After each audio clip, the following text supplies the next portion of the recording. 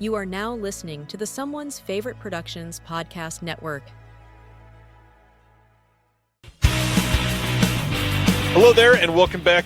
What is this place? Disconnected. Disconnected. Disconnected. Disconnected. Disconnected. Disconnected. Disconnected. Disconnected. Disconnected. Disconnected. Disconnected. Disconnected. Disconnected. Disconnected. I'm starting to feel disconnected. You have reached a number that has been disconnected. Hello, everyone, and welcome back to Thursday Night Reconnected. It's the first Thursday of December, which means the good doctor's here. Will, welcome. Hey, man. How you doing? Oh, my goodness. What? What are we looking for? I was trying to get this. You're streaming vertically, and I was trying to get my screen to be landscape. All right. So I think we got it. We are both like extra exhausted this week. Both been working our tails off. What's been going on for you, sir? Mostly stuff I can't talk about, which is really exciting. I hope one day to be able to share it with everybody. Yeah, it's been. I'm excited that the semester is coming to an end. Started back up full-time in a new role as a traditional full-time lecturer in the media studies department. We got a new department head who is, this is what a great way to start the show. He wants to revamp the curriculum, which is really exciting, like adding or re-energizing courses like film theory and a new emphasis on non-Western cinema. And it's all stuff that I get to work on because it falls into my specialities. So it's been busy, been doing a lot of traveling.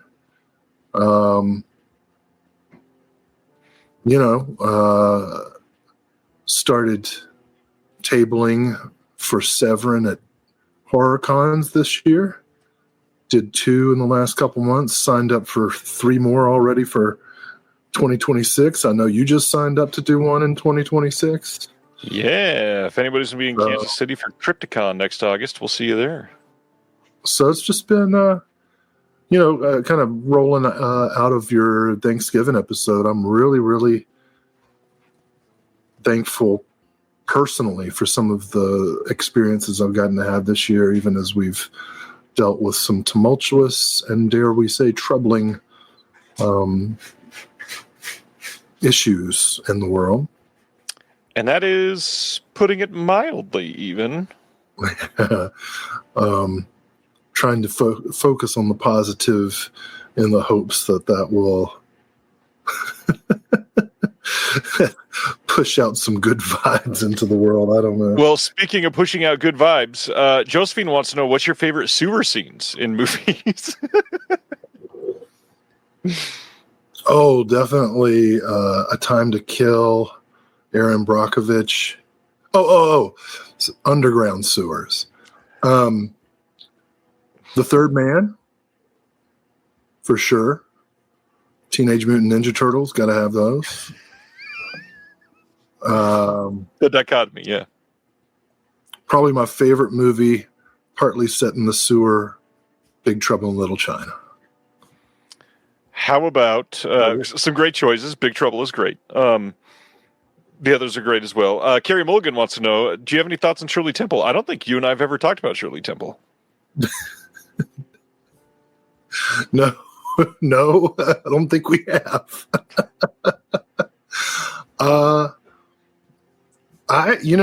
Her adult movies. Let me make that clarify that. The movies she made as an older person. Fort Apache, the John Wayne film.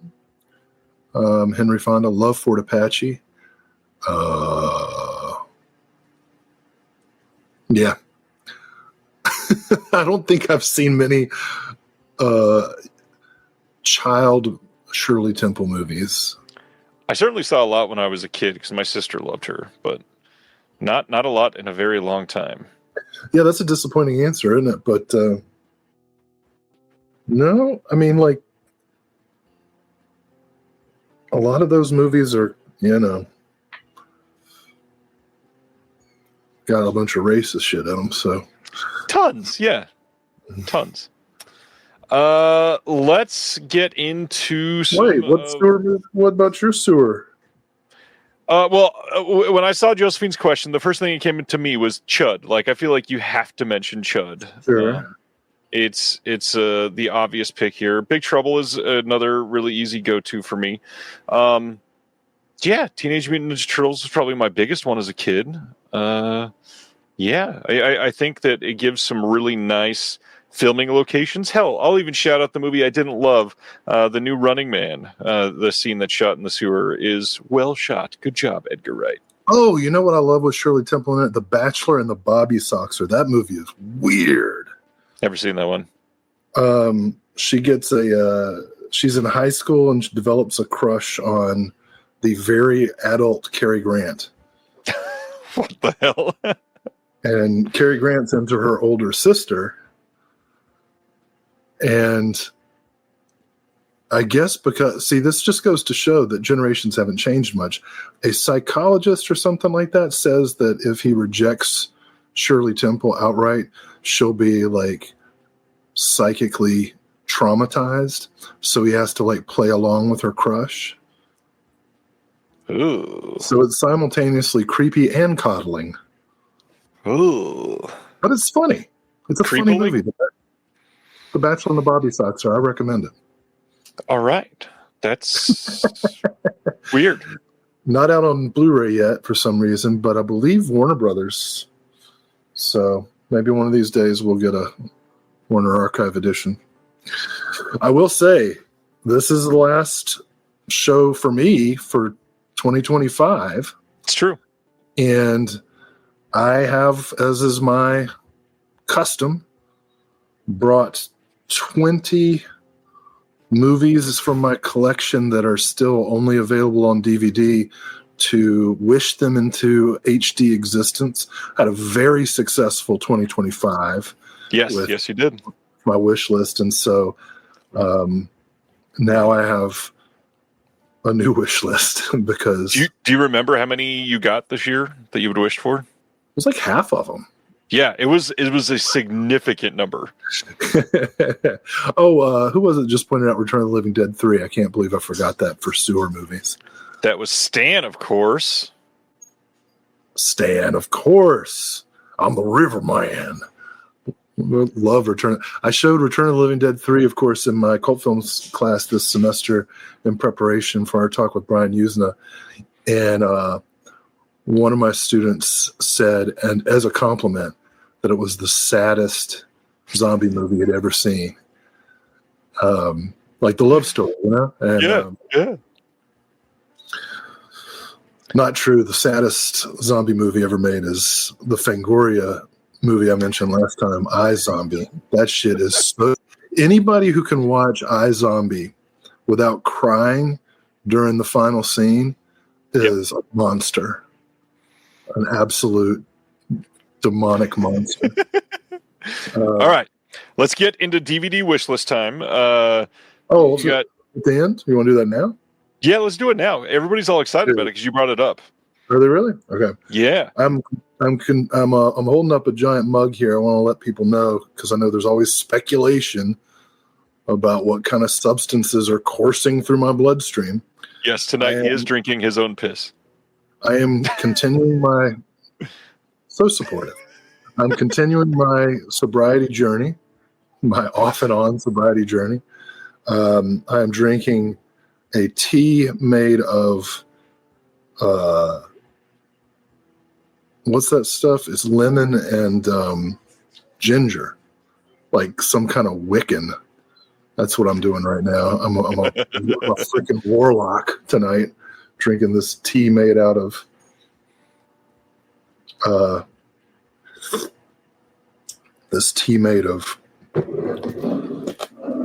vines and fungus. Before you name any of the wish list titles, do you remember any of the big ones that you would wish for last year that came true this year that you want to shout out? I can't remember. some of them I can't even remember if they were on the list last year because I've done it like 3 times now. Yeah. But Wild Style got announced. Sex and Fury. Shit, what else? I don't even know. It was so many. I'd have to go back and look at the show because I do believe we did that at the very end of the show last time. So it was like 4. It was delirious. Some of the ones in my stack were definitely there last year. I added some new ones. I wanted to keep it at 20. So I cut out some of the ones that I wished for that I have not gotten yet, like Pennies from Heaven, Brother, Sun, Sister, Moon, stuff like that. And all of these are no HD releases, right? Nowhere in the world? As far as I know, I looked them all up. And so if anybody knows of an HD release that I have missed, please put it in the chat. So you want to do that first before watches and... Hell yeah, let's do it. Otherwise, that'll get lost. Did you bring some? I told you. I did not bring any. No, it's just me. This is all about you, buddy. Oh my gosh. All right. Well, you want me to start? Let's do it. I've got them in a stack. So for those in the podcast, you won't see this, but I'm holding up the DVDs for the viewers at home. First one, Rudolph Mattei's noir classic DOA. I don't even know. It's in the public domain. At the very least, Film Masters should have put out a a damaged version. This needs to be. I hope that the reason it hasn't come out yet is because someone is trying to find the best elements available and do a serious 4K. Would love to work on this film. This is one of my favorite noirs of all time. I'm assuming most people know what DOA is.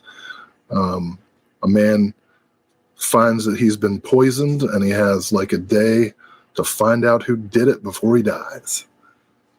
Doesn't get more noirish than that. It's pretty great. So that's number one. Number one. Number two.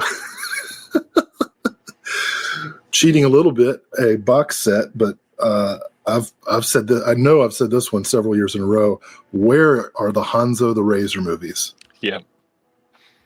Come on, people. I believe there is a rumor that Criterion owns the rights to these, and they're just sitting on them at the moment. Well, they're also fairly controversial since, y'all just look it up. I don't want to traumatize anyone by describing what happens in these movies. So that's my second title. My third one is another one I've asked. I've already sent Cast Blast to bed. I've asked for this one several times before, and I am looking forward to the possibility of seeing Eddie Deason at a con to ask him to sign my copy of Midnight Madness. Frickin' Disney. The best movie Michael J. Fox was ever in. Prove me wrong. And that's only because there's not a Spin City movie.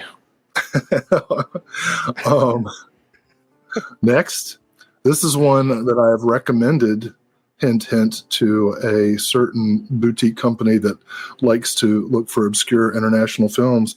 That is Norwegian Ninja. Great, great movie. Funny, action-packed. And because it's Norwegian, there is dark drama to it as well. Existential. We talked about a few months ago. Mm-hmm. Yeah. Okay. That's what I thought. I'm pushing it hard. Norwegian Ninja. It's great. Okay. Next up, speaking of drama, an overlooked film with Robert De Niro and Ed Harris as damaged vehicles. Not related to hunting deer, but instead crashing semi-trucks. It's called Jackknife. Good title. Yeah. Good title. Yeah. Yeah, it could be any genre you can think of. Coming to Melusine 2026. Next up, these are in no particular order, which I probably should have thought about. But next up, this is a film by a multi-hyphenate talent who I love and I'm obsessed with. That's right. Dolph Lundgren directs and stars in The Russian Specialist. This movie's actually badass. He plays a Russian assassin. The end. Great. Got it. Some great action. Good story. Good solid writing. This is the best movie I think Dolph Lundgren has directed. It shows that he's a legit director. Next. Not a good movie that Silent Mandible read about Hands Up the Razor. Yeah, I know. But, it's historic value. All right. Speaking of Hands Up the Razor, Screwed. Now, somehow this is not a great movie. Danny DeVito, Norm Macdonald, and Dave Chappelle, nonetheless. And it is something like a screwball comedy, which is probably why it's not great, because it does not play to Dave Chappelle or Norm Macdonald's strengths. Not at all. But they clearly seem to like what they're doing. And look at the paint job on DeVito's dye beard there. That's great. It's brilliant. What is this from, like 97? It's got to be around there. It was right before Dirty Work, right? Okay, it's 90, 95, 96. I think it's worth rediscovery. Not a classic, but maybe one day it'll find its audience. All right. Cult Epics had an epic sale over the weekend, and I want to plug an HD upgrade for Norifumi Suzuki's School of the Holy Beast. Yep, I've been wanting that one. And isn't this, I believe, Error 4444 to announce that they have this, and we're just waiting for it, I think? I don't know. I've signed up for their newsletter many times, but I rarely get it. Yeah, I don't think I've ever gotten a newsletter from them either. So all right, I'm going to take a sip of my concoction. Well, while you share that, I'm going to share one of my pickups since you brought him up. I did a Will Dodson make me proud moment. I got in Dolph Lundgren's Dark Angel on 4K. Is that a reversible cover? It's not. So I can't get it. It's got to be called I Come in Peace. I got to admit, I've never seen it, and that's why I bought it. To make you proud, I get to watch it. You're going to love it. I Come in Peace is awesome. Do you know anything about it? Don't find out. Go cold. Go in cold. Seriously, go in cold. I know what I've said on here, and that's about it. That's it? You don't know anything? Don't even read the back. Okay. Yes, sir. Don't look at a trailer. Nobody post about it in the chat. You can say it's awesome, but that's it. Don't say a word. I want, watch it this week. I want to know. I want you to talk about it on the show next week. Craig says, I love how excited Will is right now. It is a Christmas movie. I'm so excited. I love that movie. All right. I will absolutely not be watching it before next Thursday. I'm sorry. Okay. Well, speaking of Dolph Lundgren, my favorite Luchino Visconti film, La Terra Trema. Visconti is the only rich dude whose opinions on poor people I like.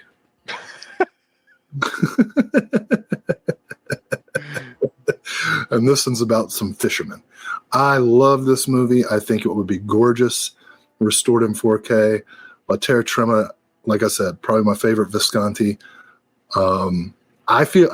It's got a good critical reputation, so I can't really say it's overlooked, but I don't think it's the first film that people think of when they think of Visconti. This one has already been released this year by Radiance. Seriously? Yes, over in the UK. What can I say? I'm magical. Came out in June. In June? How did I not know that? Must not have been announced on the first week. No, probably not. Okay, great. Let's keep that rolling. All right. My favorite Edward G. Robinson comedy, and this one is directed by Lloyd Bacon, who's one of my favorite studio directors. It's Warner Brothers, so there's hope. A Slight Case of Murder. This shit is so funny. People are telling me to hold it more. Hold it closer to the middle of the camera. Well, that's where my face is. Oh, I see.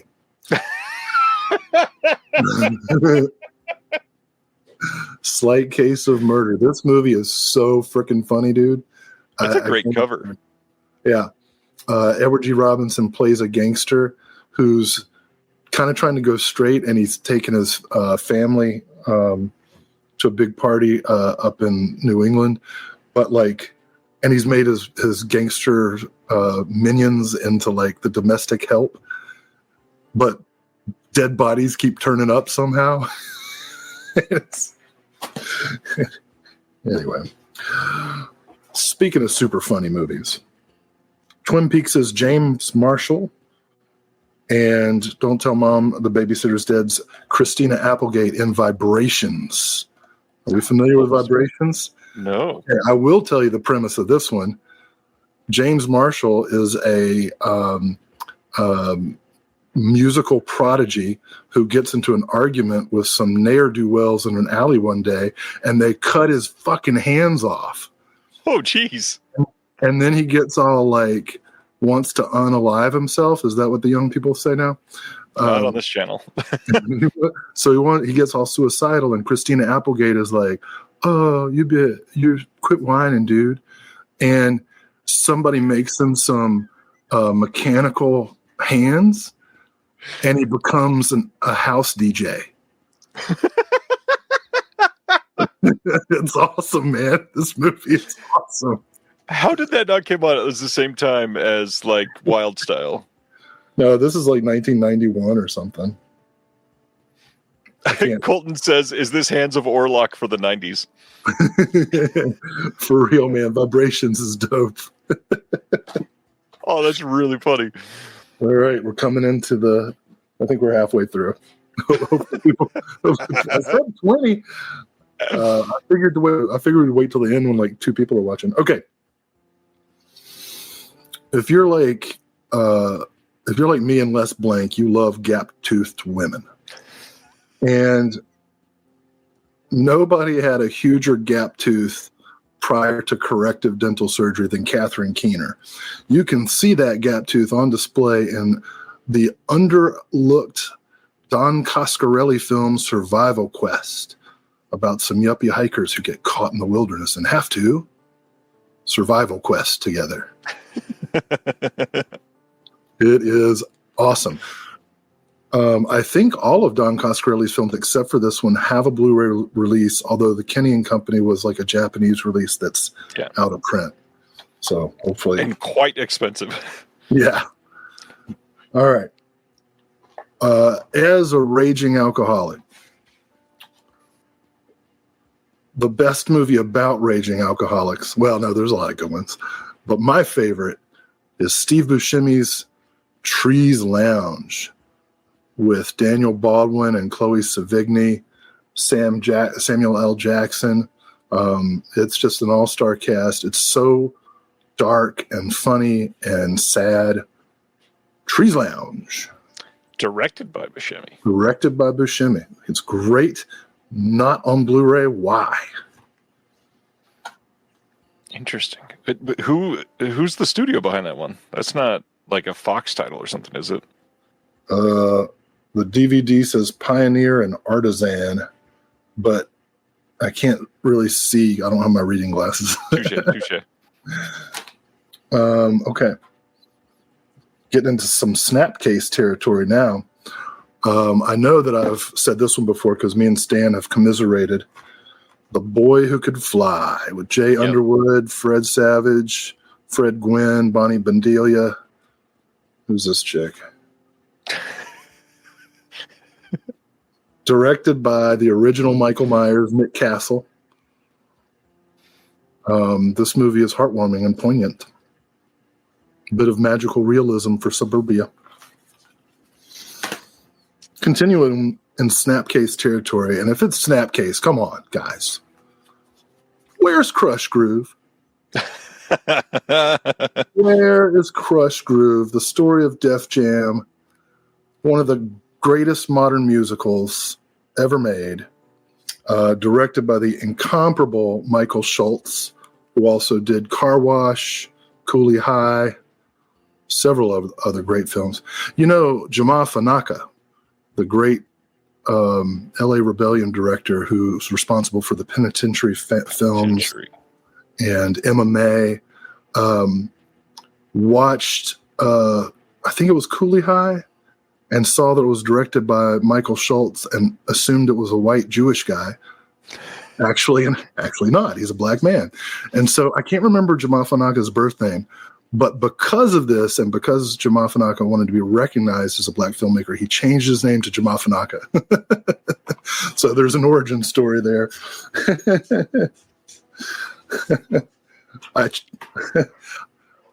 Can I say this? I don't know. I just got an email from one of my favorite guests you ever have, who said that they don't own many VHS, but Vibrations is one of them. So take that as an endorsement. Can I say who it is? Yeah, say who it is. It's Erica. So, I'm telling the truth when I say that movie is awesome. She's probably going to laugh because, of course, now that this is said, I have to bring it up. In 2 Thursdays, the wonderful Miss Erica Schultz will make her return to camera on Reconnected in 2 weeks. Well, unless I shouldn't have said that, I just got that email. Now it's going to be like we're going to do a countdown of the 5 best references to Vibrations ever in cinema history. Oh my gosh, you got everybody out there. Go see it. It's so amazing. Okay, I'm almost done. I know this is getting boring, but it's not. I'm excited. John Frankenheimer, right? We love him. We all do. How are they not all on Blu-ray yet or 4K? Oh, and I could name some. I Walk the Line. So many. But the one I want to highlight tonight, my final snap case of the evening, Burt Lancaster and the late, great Gene Hackman and Deborah Carr in The Gypsy Moths. It's about people who jump out of planes with a parachute as entertainment for carnival goers. And it's entertaining because they wait until the last second to pull the strings. It's a dangerous vocation, being a gypsy moth. This sounds like it was made for imprint. Also, I want to acknowledge, not supposed to say that word anymore, so I'm putting it in quotations and noting that it is the name of the film. You can't change the name to Romani Moths, I'm afraid. Shit, I forgot about that. Silent Manimal, this is great. He says, I believe you're referring to Frankenheimer's monster. Yeah. All right. My last 3 are all Westerns. I'm teaching a course in Westerns next semester, so I've been pulling them out of most of my collections in boxes.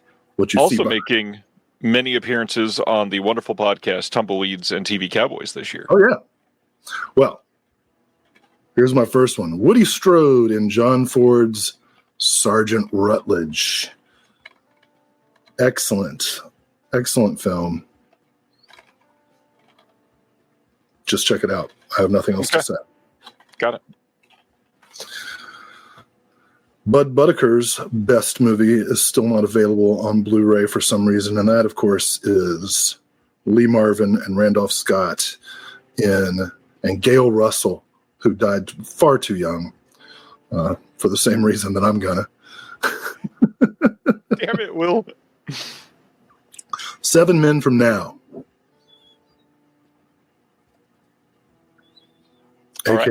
AKA Friday Night. Okay. Now, this one's odd because this one does have a French release, and I'm kind of surprised it doesn't have an English release. Yeah. Well, so I'm leaving out, of course, tons of movies that have shitty Blu-rays that must be upgraded, like The Dirty Dozen, MASH, and so on. My last one is a movie that is so colorful and gorgeous. I can't wait to see it upgraded one day. It is a Thai Western that incorporates some of the stylistics of both American and Italian Westerns, but puts it into a distinctly Thai melodrama genre. I'm sure some people are familiar with it, but I'm always surprised at how few. Tears of the Black Tiger. You know this one? No. Gorgeous movie. As you can surmise from the cover, there's a love triangle. But which two are in love is the question. So those are my 20. And then my honorable mention for the third year in a row. My very favorite trauma distributed film.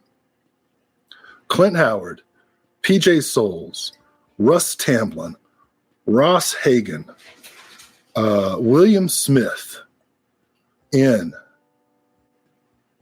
Merchants of Death. I forgot about that one. Has what? It's a sex trafficking movie, and it's one of those what do you call them? Vanity movies that some guy funded himself and starred in, and it's great. This guy's daughter gets kidnapped, and he's trying to find her. He's driving around in a camper, and he's enlisted a private investigator who used to be a good cop, but now he's drinking himself into oblivion, and so they're chasing him down. There's this great moment where they've captured one of the henchmen, and they've handcuffed him to the floor in the camper. And the henchman says, as if this is the most insulting thing you could ever say to anybody, he says, "Uncuff me, you fucking farmer."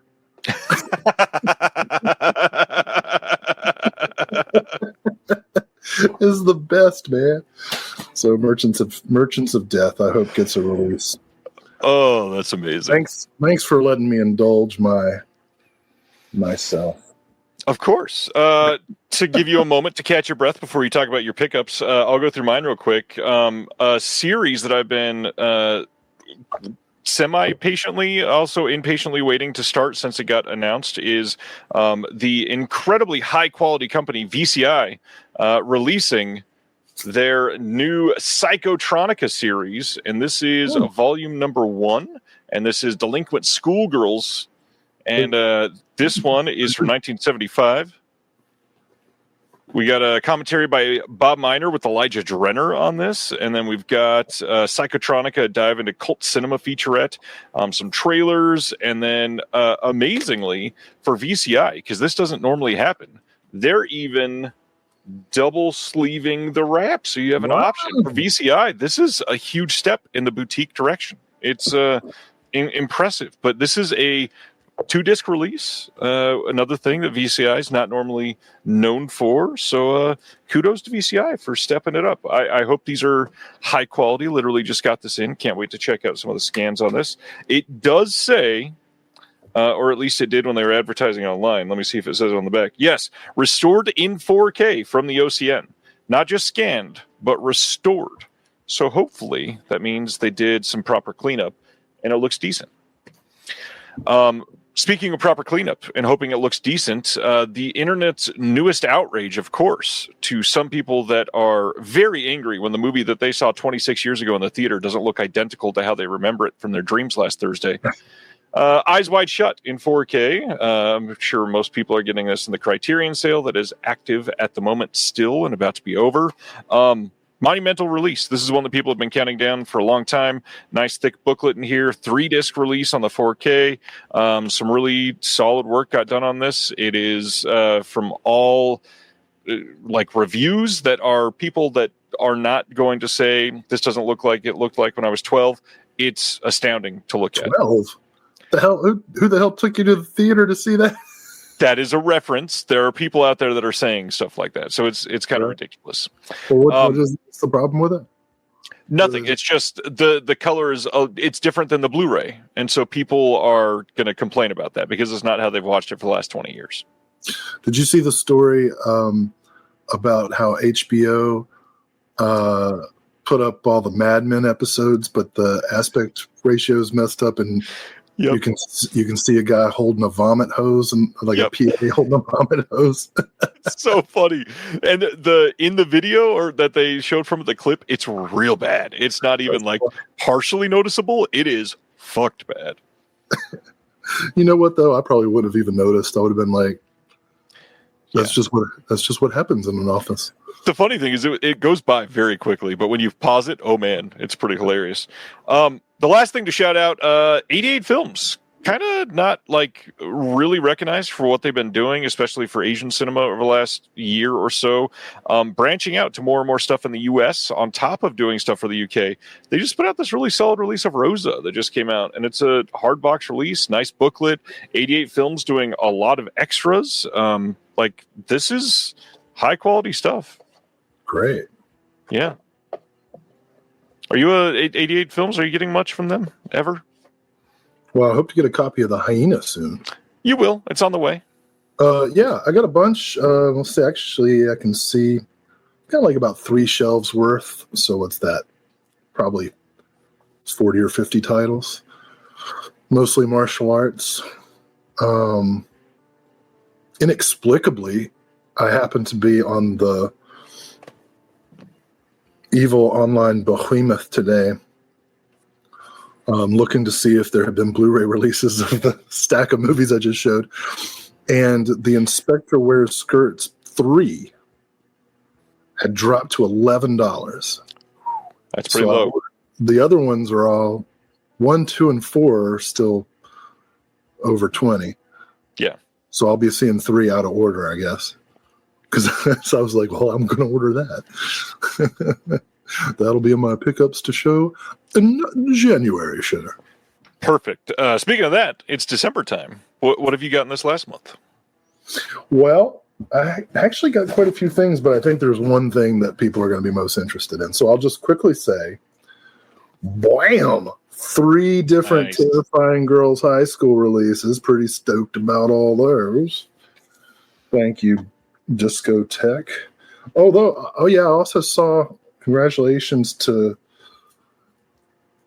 Two in the Pinku for their commentary on the second Blu-ray release of Sex and Fury to come out this year, which I have yet to pick up, but I shall.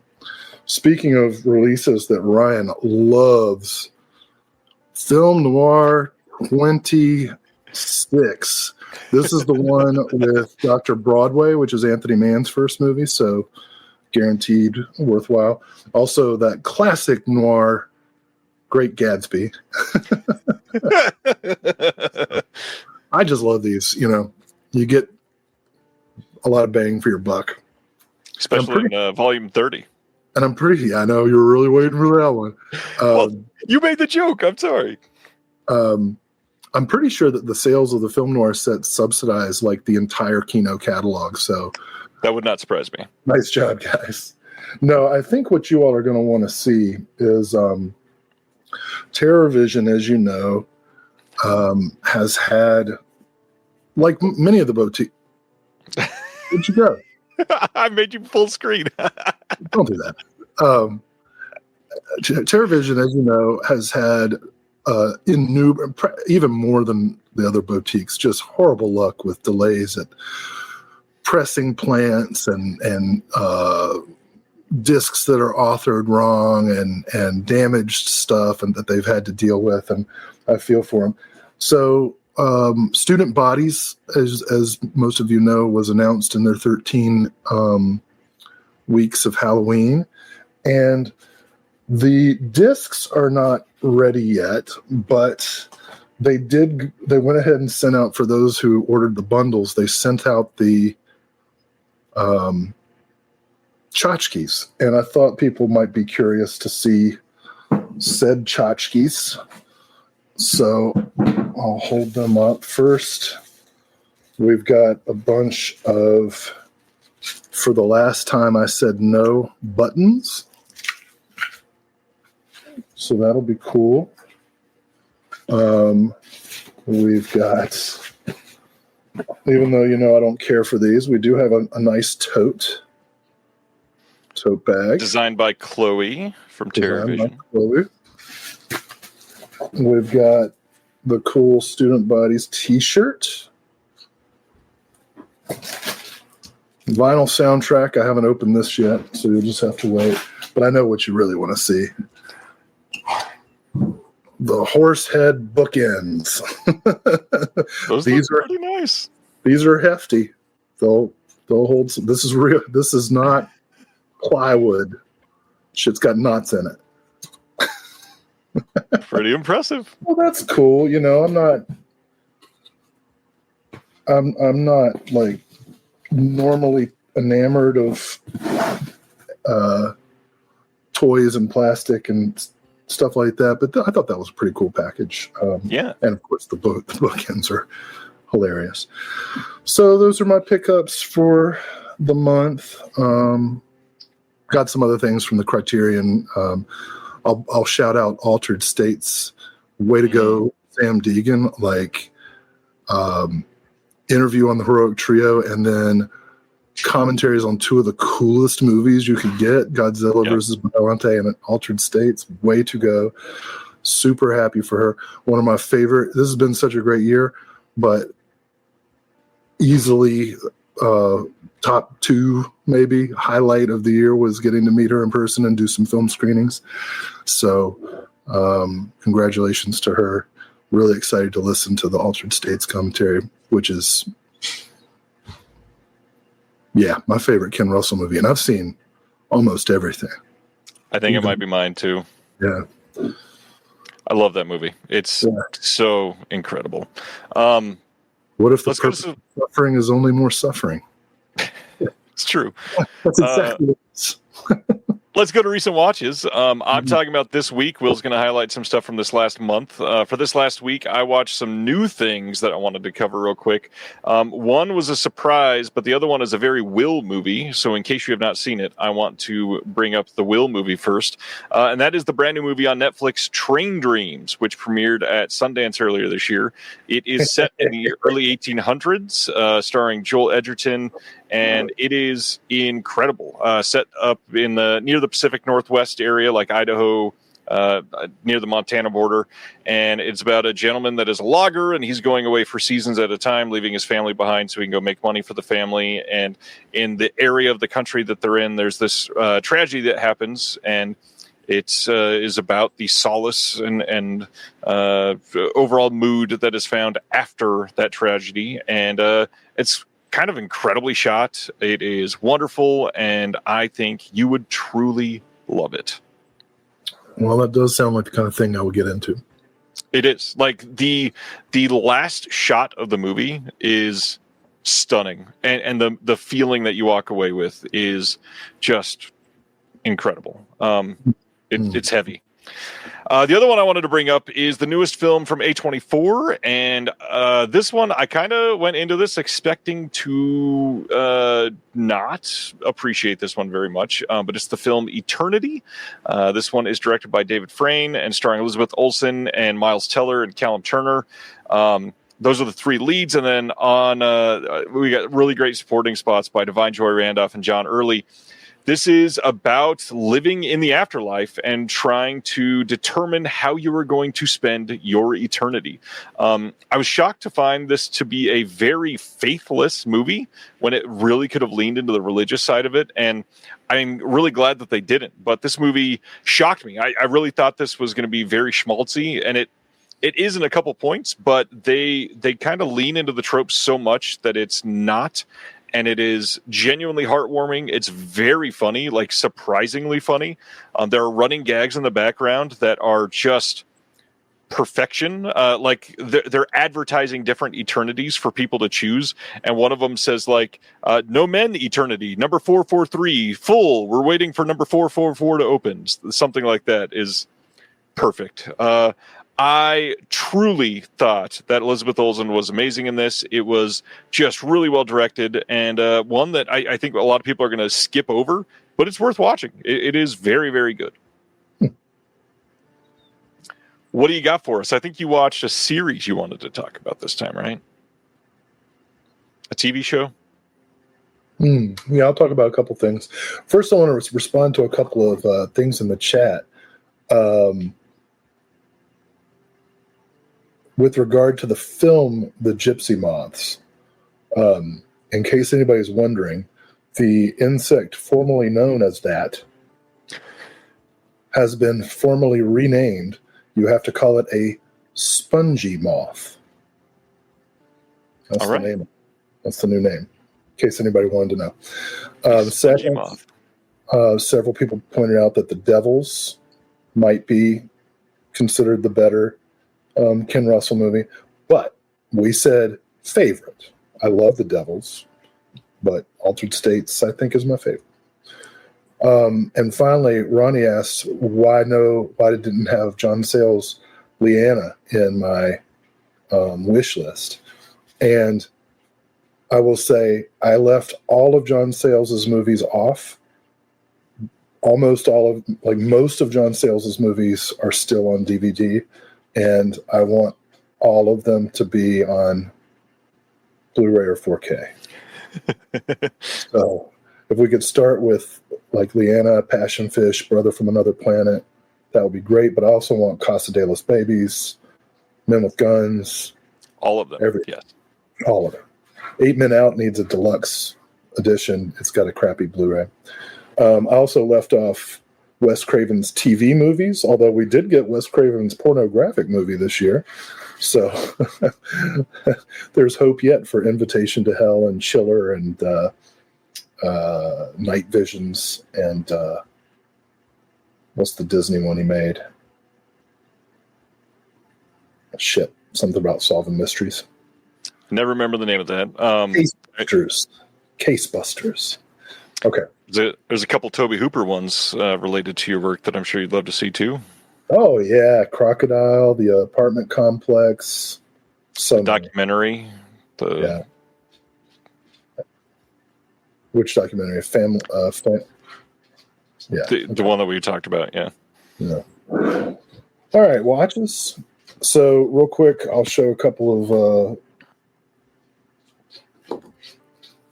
physical media watches. I'm not going to show everything because we're almost an hour in. Yep. You mentioned Tumbleweeds and TV Cowboys. I love being a regular guest on there with Hunter to talk about John Wayne movies. And this month I watched 2 Republic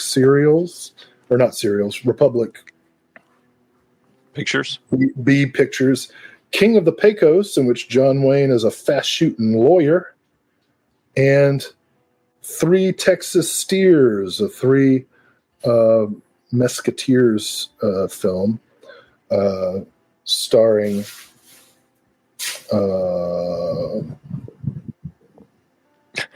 I can't see it now. Anyway. And Republic's attempt to make a prestige Western, 1940 Raoul Walsh film, Dark Command. And that one is going to be an upcoming episode of Tumbleweeds and TV Cowboys. So stay tuned for that. This is both a first-time watch and a pickup. I got Cinematograph's Gang Related, which I somehow missed when it came out, possibly because Tupac was killed like 10 days after shooting this. This movie is weird. It makes a lot more sense, and the director actually says this in one of the interviews. It's easier to appreciate Gang Related if you watch it as a comedy. A really frustrating, increasingly bleak comedy. I still have not seen it either. I'm eager to check out this disc. Speaking of bleak, last night I watched The Accountant 2. That came out this year, so I know we're not allowed to do that anymore. So, WTF, fam. How's everybody telling me that The Accountant 2 is somehow quality? It was, and it's no different than any other action movie of its type, so I don't even have anything to say about it. Everybody's like, oh, the buddy comedy between John Bernthal and Ben Affleck. And I'm like, well, if that's what gets you up in the morning, I don't know. So I watched that. I saw a Peter Berg miniseries on Netflix called American Prime Evil, which should be subtitles, Mormons are bad.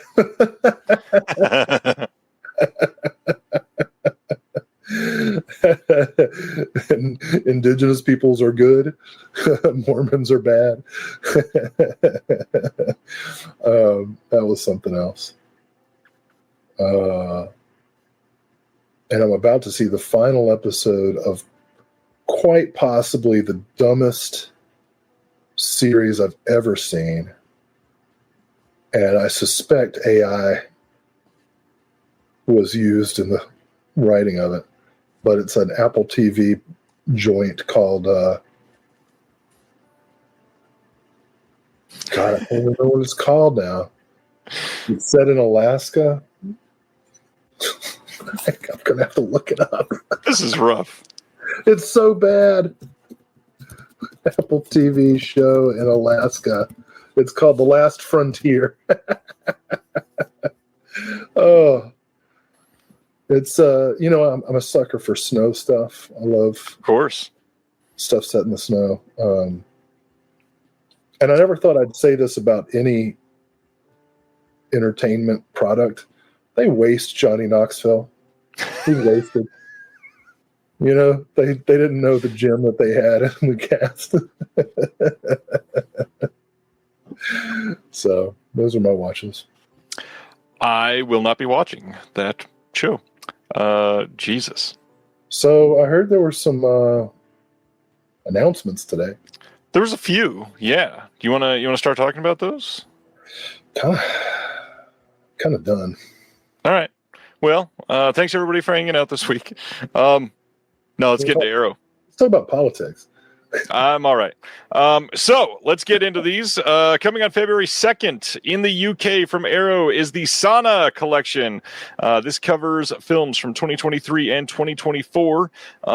This is one that I had heard about and had got on my list, and this is supposed to be pretty decent. This is from the director of Ju-on the Grudge, Takashi Shimizu.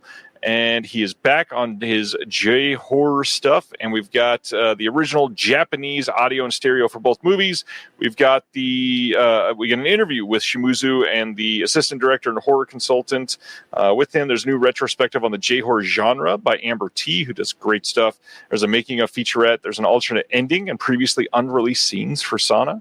There's a making of featurette, the original trailers, and then a booklet with new writing by Haley Scanlon. I assume that you have not seen these. No. Intrigued. That's like Quite intrigued. That picture on top is like the way I wish Darth Vader actually looked. That's the Star Wars movie I'd like to see. Cyberpunk Vader. Yeah. All right.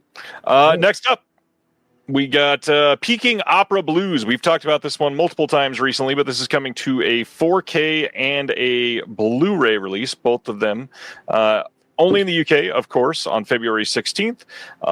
All of the same extras that are on the shout discs, it looks like, and that's a good thing. You're not missing out on anything. There's also a book with new writing by a couple of critics. Peking Opera Blues, I think we talked about this one a few months ago when Shout announced it. Anything else you want to say about this one, sir? Yeah, I've never seen it before, and this would be a good excuse. I mean, anything Troy Hart does is... It's beautiful. Looks good. All right. Next up. One that I'm very excited for. February 16th, over in the UK, they are doing a 4K only release of Save the Green Planet from 2003. This is the original film that Yorgos Lanthimos' Begonia was just based off of. And this is going to have a double-sided fold-out poster. It's going to have a perfect bound booklet with new and archival writing on the film. There is going to be a new commentary by Pierce Conran and Dan Martin. There's an archival commentary, an intro to the film. There's a Q&A session with the director from the 2024 screening at the British Film Institute. And then the cool thing, there's a second disc here, just of bonus features. There's a newly filmed interview with some from the film. There is 2 original short films by the director as well, promotional artwork and production photo stills galleries, lots of stuff coming. Eager to see this one in 4K. Such a great year for it. Save the Green Planet. Yeah. I remember seeing that on DVD. When did it come out? 2002? 2003. 3? So I must have seen that in the mail Netflix, the DVD by mail Netflix days. And I remember thinking it was a pretty solid flick. I haven't seen Begonia, of course, but because I just cannot get out. It's very good. Yeah, some people have said that. All right. So now I can do a double feature. Yes, you can. Next up from Arrow. This is coming on February 9th in the UK, February 10th in North America, and that is 1993's American Yakuza.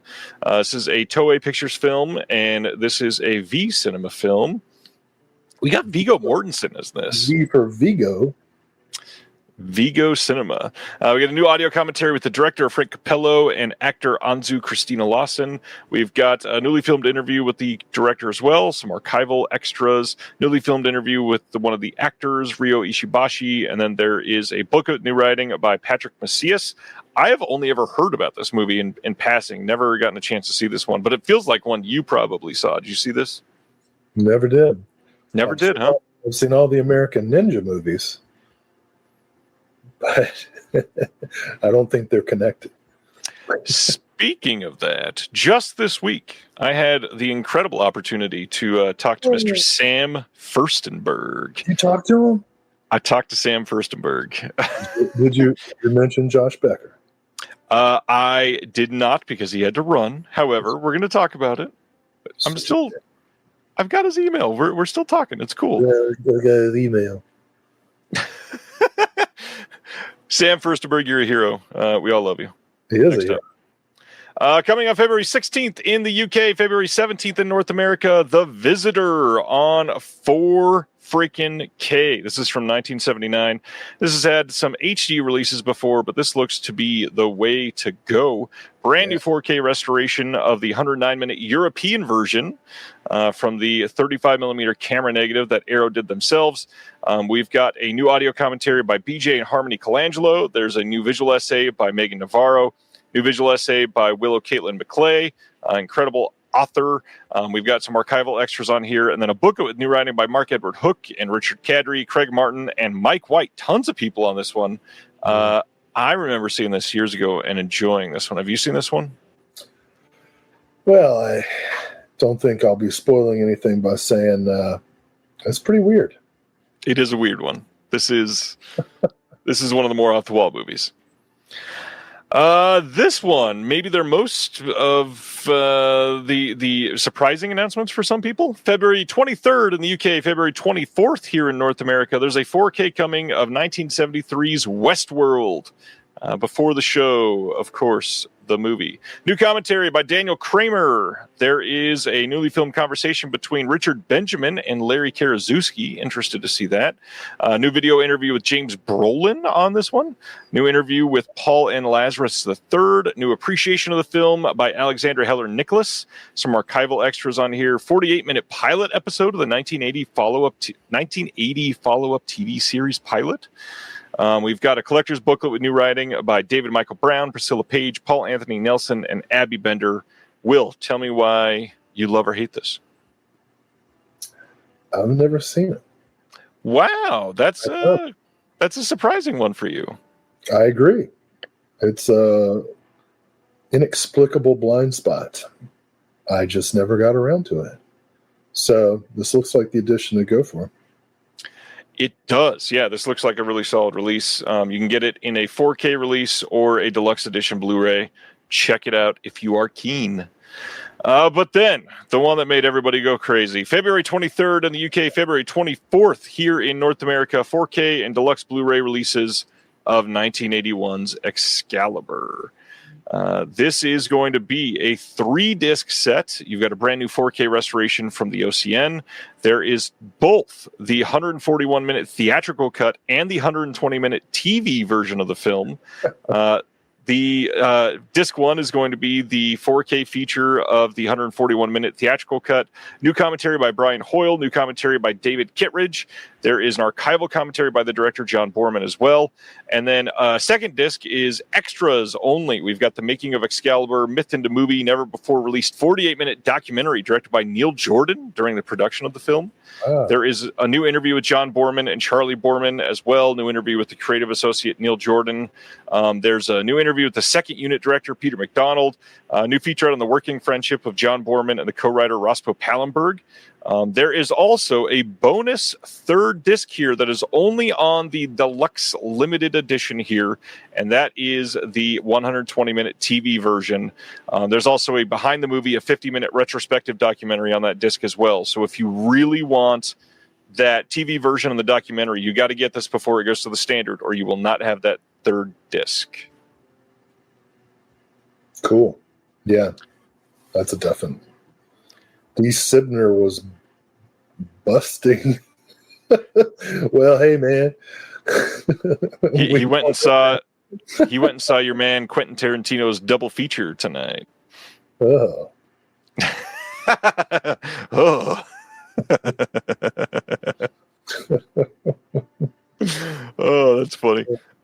Excalibur, is this one that you're into? Seen it yeah. 4 or 5 times? I don't think I've seen it that many times, but I know I've seen it on VHS, Snapcase, DVD, and some crappy Blu-ray. Probably HBO as well back in the day. Yeah, Excalibur, man. Love it. It's portentous. I like it. Gary is asking if the TV version adds anything or has alternate takes. If I remember right, it does have some alternate takes. A lot of stuff is cut out as well. Yeah. Carrie Mulligan, generations of young school students, the experience of a teacher fast forwarding through nudity. I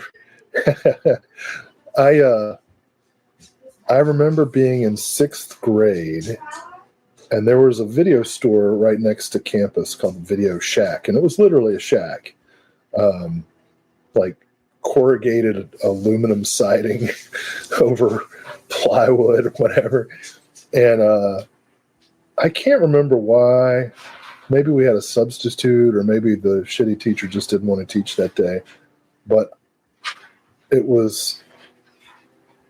I had befriended the clerk, and I got free rentals. And so the teacher was like, go get a movie that the class can watch, PG or G. And I selected Dragon Slayer. You know, the movie with the biscuit from Ally McBeal? Of course, yeah. Peter McNichol, I would say. Well, Dragon Slayer is PG rated, but has a pretty sweet underwater nude scene. It shows some boobage and some buttage. And some of the class was grateful and some of the class was not. But it didn't get fast forwarded. And that's a completely pointless story. Amazing. Let's get to the VS stuff. We're going to fly through this because we went through these on last episode while we were live, of course, but we didn't get Will's takes. Will, how do you feel about it? I think that was one of, if not the... No, that was the second time I'd seen a naked woman on a movie. The first time, also at the Video Shack, Tanya's Island, starring Vanity. Oh boy, what an introduction to the fairer sex. From Tanya's Island to Troll 2. How do you feel about Troll 2? Nice. Troll 2. So this was great because I had just ordered TerrorVision's new edition of Best Worst Movie, which also includes the documentary American Scream, and now I got Troll 2 coming. And wow, 4K. We'll really get to see the texture of Laura Gemser's costume. It's going to be... This is going to be fantastic. Amazing. And then Argento's Stendhal syndrome in 4K. I'll be curious about that because his experiments with CGI looked really good in the Blu-ray by Blue Underground. And I wonder if the 4K will enhance or render more artificial the CGI. So, curious to see. I like Stendhal syndrome as a film experience too. I remember liking it. It's been a long time. I need to rewatch it. If I remember right, this is one of his more I don't even know the right word. Like gory, I guess is a good way to say it, but like brutalistic films. I don't know. Carrying on. Descendant of the Sun. This is the next VSA title, another Shaw-sploitation. Are you getting their Shaw-sploitation stuff? The stuff that was included in the... Well, I ordered...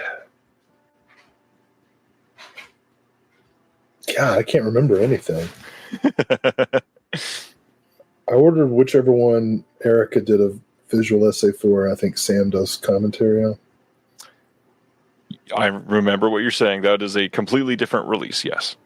Yeah, I have not ordered Descend of the Sun, but the trailer looked cool. All right. And then one more VSA, Blue City. I've never seen this one. Have you seen Blue City? No, but the cast and crew are very interesting. I'm not familiar with this as a Walter Hill written film. And the director, I'm forgetting her name, but she went on to become an executive, like, I can't remember which studio, but like ran one of the studios for a while. Prime, Ali Sheedy, coked up Judd Nelson. Hell yeah. Amazing. Well, I guess they're all coked up. Then we got the already sold out New Rose Hotel. Second Asia Argento film of the month. Abel Ferrara. This was another one that was on like my silent wish list because I've got it on DVD. And it is, even for an Abel Ferrara movie, it is hard to follow. So I'm looking forward to watching it again. This is, I mean, Christopher Walken, Asia Argento. Come on, Willem Dafoe. Are you kidding me? So nice. I am not shocked that this sold as well as it did. It's got a lot of names attached to it. And the fact that they got a brand new Willem Dafoe interview, kind of legendary for Vinegar Syndrome here. Yeah, I did. Yeah, I ordered this one for sure. Then, of course, this one too. the Distripix title that is coming out is the adult version of Jekyll and Hyde and the Erotic Adventures of Zorro. Yeah, that's another Snapcase DVD that I have. So I was like, these aren't, essential viewing or anything. And I was thinking to myself, I could get rid of the Snapcase DVDs. Oh, I can upgrade to Blu-ray. And I still save shelf space because it's 2 Snapcases that I'm getting rid of. That are both thinner compared to this giant, thick release you're getting. Oh, is it one of those big...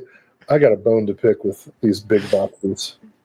Don't we all? Death Crocodile's the exception. Their limited editions look like... They're sleek. They should, yeah.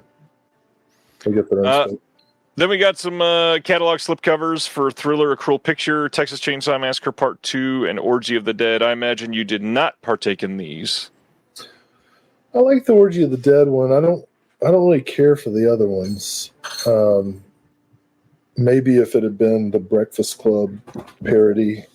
That would have been perfect. They probably couldn't get the rights for that image. Yeah, that Thriller one, I don't know. Well, I've got the original big release, so I don't think the slipcover really does nothing for you. Does it for me. Then, of course, they put out their deluxe LED VHS of Demon Wind, and you had to order 3 of these. I guess I could put that Thriller slipcase on my Synapse edition. Did you get that one too? Yeah. Well, the Synapse one came out first. It did, just barely. Yeah. So, of course, I snatched it up because I'm a fan of the film. And of Synapse. You got a lot from Synapse. I have almost the complete Synapse catalog, yeah. Except for that remake. I'm missing some of the stuff that's DVD only still, but... All those Impulse Picture titles, you got all those? I only have a few Impulse, but basically my Impulse Pictures are films directed by Norifumi Suzuki or films starring Christina Lindbergh. Those are the Impulse. That checks out. Then they put out all these shirts and merch. A couple ones that I would genuinely be interested in. I haven't bought any Vinegar Syndrome shirts or anything in a long time, but the big one for me, I'm really digging this yellow tinted one with the Reels of Fire shirt. Yeah, It's fun design. Yeah, that's cool. They also did the screen print of the Vinegar Syndrome Swordstress, and then they've got this red Real Skull trash print and the new skateboard deck, and then Mise en Scent candle. I mean, I'm sure it doesn't, but if it did smell like vinegar, that would be cool. It would be pretty funny. Cinematograph has a new fanny pack and a sticker, and then we've got this Vinegar Syndrome air freshener that smells like trash. I don't know. Then we get to talk about this next title, and I don't even know how much you know about this because it's related to us. We get to talk about someone's favorite doing something on this eventually. Coming at the end of winter 2026 on Blu-ray this coming year from Petroglyph Media will be Diablo Rojo. This is from 2019. This is based on a legend of La Tulivieja, Panama's first horror film, takes viewers into the dark heart of the Chiriquiri jungle where bus driver Miguel, played by Carlos Carrasco, and his companions find themselves hunted by an array of supernatural forces, witches, cannibals, winged demons. This film swings for the fences and delivers. And Petroglyph Media says, well, while Diablo Rojo is easily accessible via multiple streaming services, he wanted to thoroughly enjoy it, so he couldn't bear to have that be its sole viewing option. And it's his intention to get better with each new release. A small bounty of special features is being planned. And of course, like our first release, this one will also have limited edition slipcover featuring new artwork. I'm expecting to have this one ready before the end of this coming year. And yeah, we are helping out Petroglyph Media with some stuff on this release. That's the first I've heard of this. What am I doing? It's not, but I understand that you forgot. Supposed to do something? No, I'm mostly helping production stuff behind the scenes. We did talk about it, but I'm helping with some interviews and such. I'm like an actor. You hand me a script, I'm just like bullshit, bullshit, bullshit. My line, my line. That checks out. But yeah, this is really cool. Panama's first horror film coming to home video. We have not ever, I don't think in the history of the show talked about one of his new releases, but Hal Hartley put out his newest film, Where to Land. This is out available now on Blu-ray. It's also got a 36-page booklet with behind the scenes photos from the production of the film, an interview with Hal Hartley, plus an excerpt from Our Man, the first draft of Where to Land. There's also a documentary called Making Space, the making of Where to Land, that includes interviews with the cast and crew during filming. And I'll just say, I am still out there looking for the very out-of-print trilogy that he's got on Blu-ray. Not the Long Island trilogy. What's the other one called, Will? I don't know. I thought you knew this one. Didn't we talk about this before? Are you not a Hal Hartley person? Am I misremembering? I am. Actually, I just stood up to show off the 3 Blu-ray box sets I got when he was doing a sale on his website. Okay, so I was talking about the Henry Fool trilogy. Oh, thanks, Terry. Terry just brought it up. Oh, yeah, that one. That one is very out of print and goes for like $250 on eBay. Oh. Yeah, I like how my favorite film, I think, is No Such Thing from him.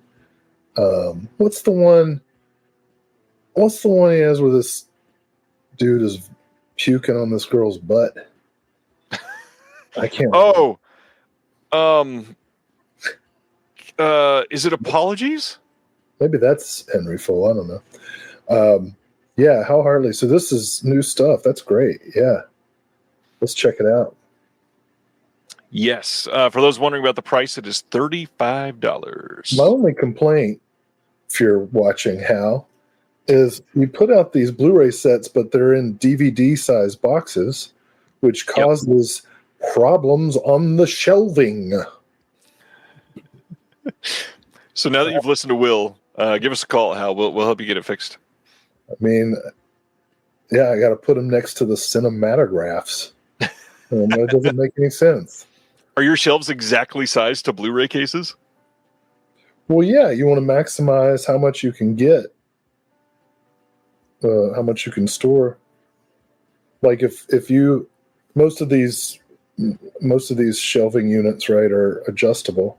Yeah. And if you size them all to regular size Blu-rays, you get an extra shelf. It's true. At least one. So, Hal, Give us a call. and Thanks. Mr. Liberty have robbed me of, at this point, about 2 shelves. And Justin is watching, and as Stan says, Hal Hartley is absolutely watching. if you are watching, man, I love your work. And Mr. Liberty, I love your work as well. I was so waiting for you to say that the movie that I watched this last month is absolutely a comedy, and you should market it as such. Well, no, it says, I mean, the director says that it's should be watched as a comedy. It just doesn't seem like it's going to be a comedy until you're about halfway through and you're like, wait a second. Yeah. Is this movie actually funny? And then you realize, like, Tupac's character is basically James Belushi's high-strung girlfriend. It's a really weird movie. But Hal Hartley, man, what an American treasure. Absolutely. Who knows New York like Hal Hartley? Indeed. Are you ready to talk about that company that shut down, supposedly? Just kidding, because everybody said that last month. Shout Factory has announced their titles are now being shipped by Groove and not on their own website. That's it. That's the only change. No big deal. Okay. So we got their newest slate coming on February 24th on a 4K Blu-ray dual format box set here in the U.S. We've got their newest Hong Kong Cinema Classics line release that is Prison on Fire 1 and 2. These are from 1987 and 1991. Have you seen either of these? No, I have not. I have heard that Prison on Fire is good and to seek it out, so I'm eager to check this out when Arrow finally releases it. We've got a 4K scan from the OCN with Dolby Vision of these films. We got a commentary with James Mudge on the first film, Prison on Fire. On the second film, we've got Bravery Behind. This is still Prison on Fire, just a bonus features disc. Bravery Behind Bars, interview with the post-production manager, Tony Chow, interview with the production manager, Inside Prison on Fire with the author, Grady Hendrix, interview with the author and critic, David West, commentary with James Mudge again, archival interview with Ringo Lamb, and then on the second film, Prison on Fire 2, we get a commentary with James Mudge again, and then some other extras like an interview with the editor, Tony Chow, Inside Prison on Fire 2 with Grady Hendrix, and then some other interviews, commentaries, and archival interviews. These are great-looking releases. The art on this one looks pretty damn great too. I'm glad that they're putting this out, especially because then Arrow can do it as well. You've got such an acid tongue. You're like the Hedda Hopper of YouTube Blu-ray release shows. I do, because there's so many of those. So that's Prison on Fire. Next up from Shout is the next Hong Kong Cinema Classics title. That is The Big Heat. This is from 1988, and this is going to have an audio commentary with David West, interview with the actor Wesley Speaks. There's an interview with the academic Gilbert Poe, and then an interview with James Mudge. I've heard that this is incredible. This is directed by Johnny To, and Shui Hark is on this as well.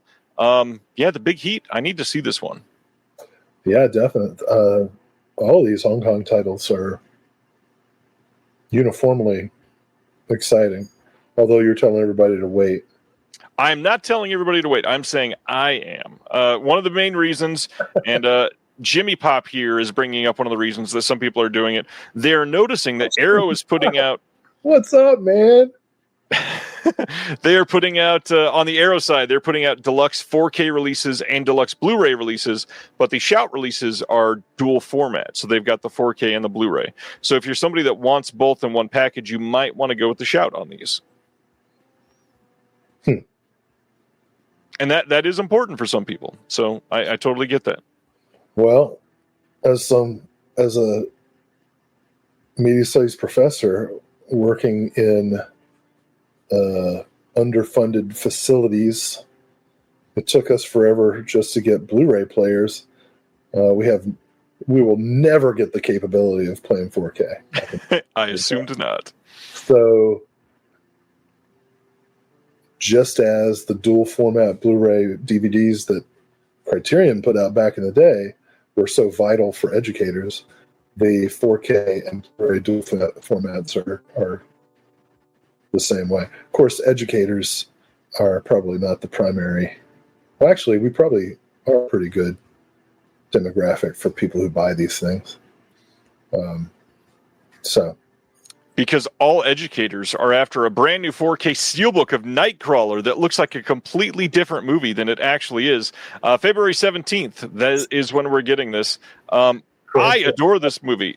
I think this movie is genuinely a modern masterpiece, and they are pitching this on the steelbook as being like two Night, two Crawler, and I don't understand why we are going with this art. It makes no sense when you look at it specifically. Like the fact that there is literally on the hood of the car, which is clearly in motion, still the camera and other gear. What are we doing? This doesn't make any sense. Special features here, as far as I can tell, I don't think there is much new here.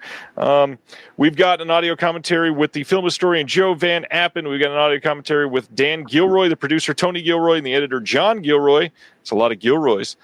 We've got Making the News, Scoring Nightcrawler, an interview with composer James Newton Howard.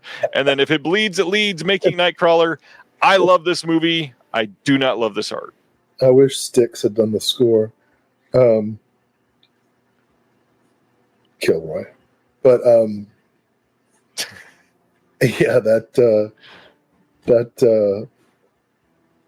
cover is something. I always thought Nightcrawler was like if Donnie Darko had lived. What he'd be doing in like 10 years. Yeah. Yeah, great movie. Interested to see how much this 4K improves the Blu-ray, because the Blu-ray already looked nice. But this is a really bad steelbook, and there is no standard announced. So if you want this film on 4K, this is the only way to get it. So I remember when this movie first came out, and I thought it was like an X-Men solo movie, and was kind of stoked. But it's not. It has nothing to do with the X-Men. Bamf. All right, what's next? Well, next, I don't know if should we bring up breaking news on this? Breaking news. Let me bring down this thing, and we're going to share a different tab instead for a moment, because this is kind of a big deal. Did they finally impeach the fucker? No, it's worse. Netflix has seemingly won the war to buy Warner Brothers and Discovery. Look at those two. Entering exclusive deal talks. There's some Nightcrawlers for you. That's true. This is potentially really bad for Warner Brothers and the entire catalog. For a company that is not interested in putting stuff in theaters and not interested in putting stuff on physical media, literally as we are live, this is breaking right now. Well, who would you have preferred? I mean, Paramount would have been bad. Paramount would have been bad in the fact that they just got bought by a corporate, but I don't understand this. Like the way that Netflix is ruining modern cinema in multiple ways, specifically how they force people to film things and ruin the visual aspects of it. This is not a great development in any way. Yeah, well, American Primeval wasn't very good. I don't know. If this means the end of Warner Archive, I'll be very sad. I mean, yeah, I don't know how we do this. I don't know. I don't know how the studios last after this. Genuinely.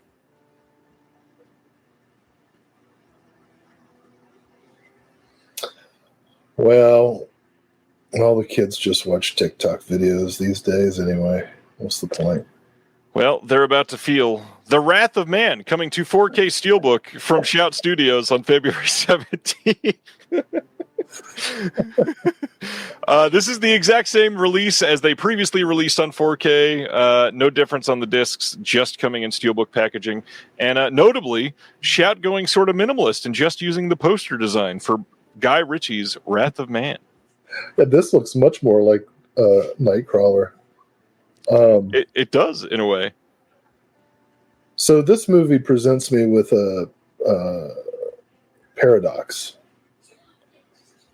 I watch everything that Jason Statham is in, but I watch nothing that Guy Ritchie does. How can both things be true? That is a great question. Yeah. Do not care for Guy Ritchie's filmmaking aesthetics. I'm sorry for putting everybody in a bad mood, but the Netflix thing. Well, you know, Netflix put out Pinocchio on Blu-ray, and no, Criterion did. Yeah, but they did a deal, right? Well, for all we know, Guillermo literally had that in his contract. Yeah, only the big boys can get that done. Flanagan and him. We'll never, and you know, it bothers me that we'll never get a Blu-ray of the Ballad of Buster Scruggs. You know, all these films. Or you know, Jeremy Saulnier's films. Yeah, it was funny. I don't know why my algorithm. I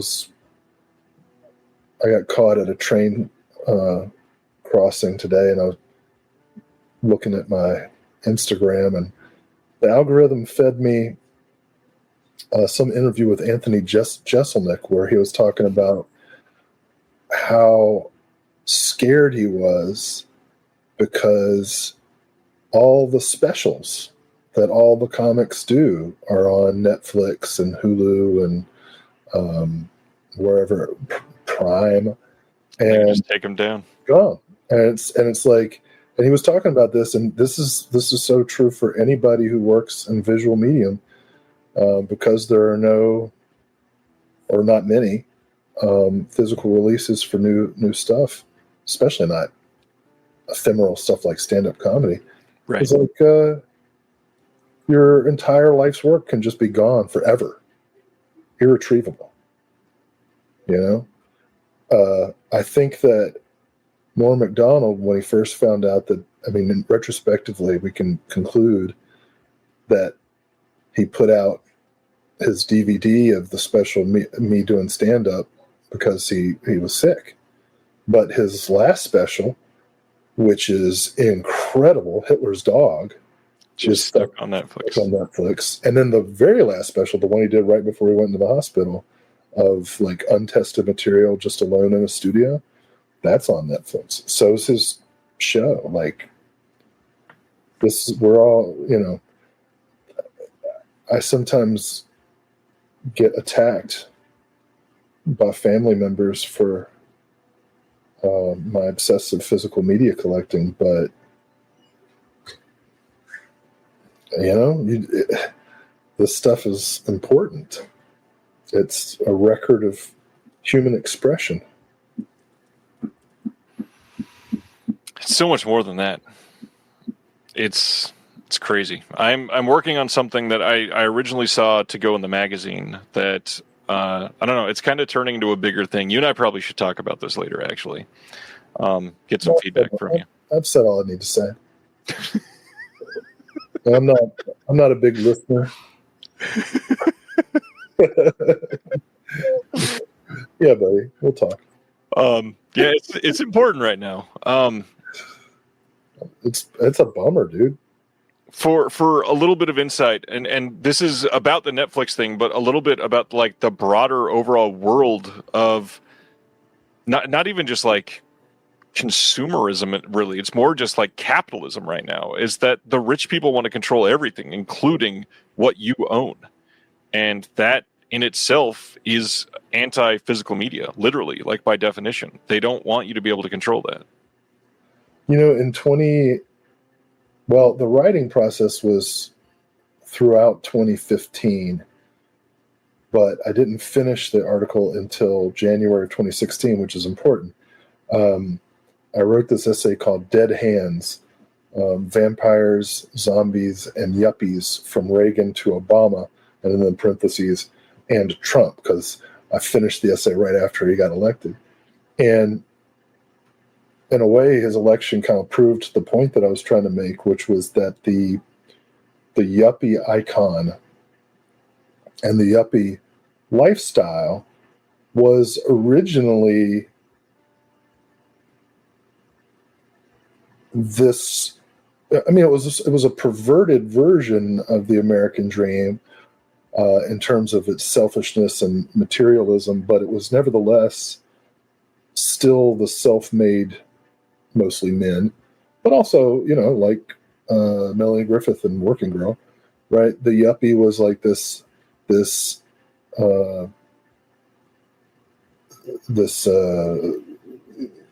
rags to riches meritocracy, quote unquote, mythology.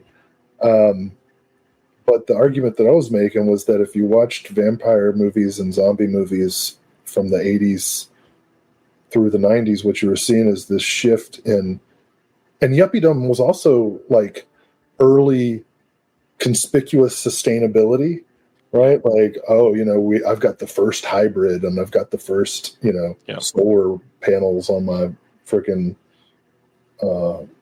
underground house, which is a real thing a friend of my dad had. But over the years, yuppiedom kind of reconfigured itself into this new kind of aristocracy, generational aristocracy best represented by Trump and the younger Bushes, you know, and look what we have now, right? We're truly back in an aristocratic divide, right? There are recent New York Times about the class-based segregation of amusement parks, Disneyland and Disney World being the biggest examples. Like, if you've got money, there's separate lines for you, there's separate accommodations, you don't have to be around the poor people. And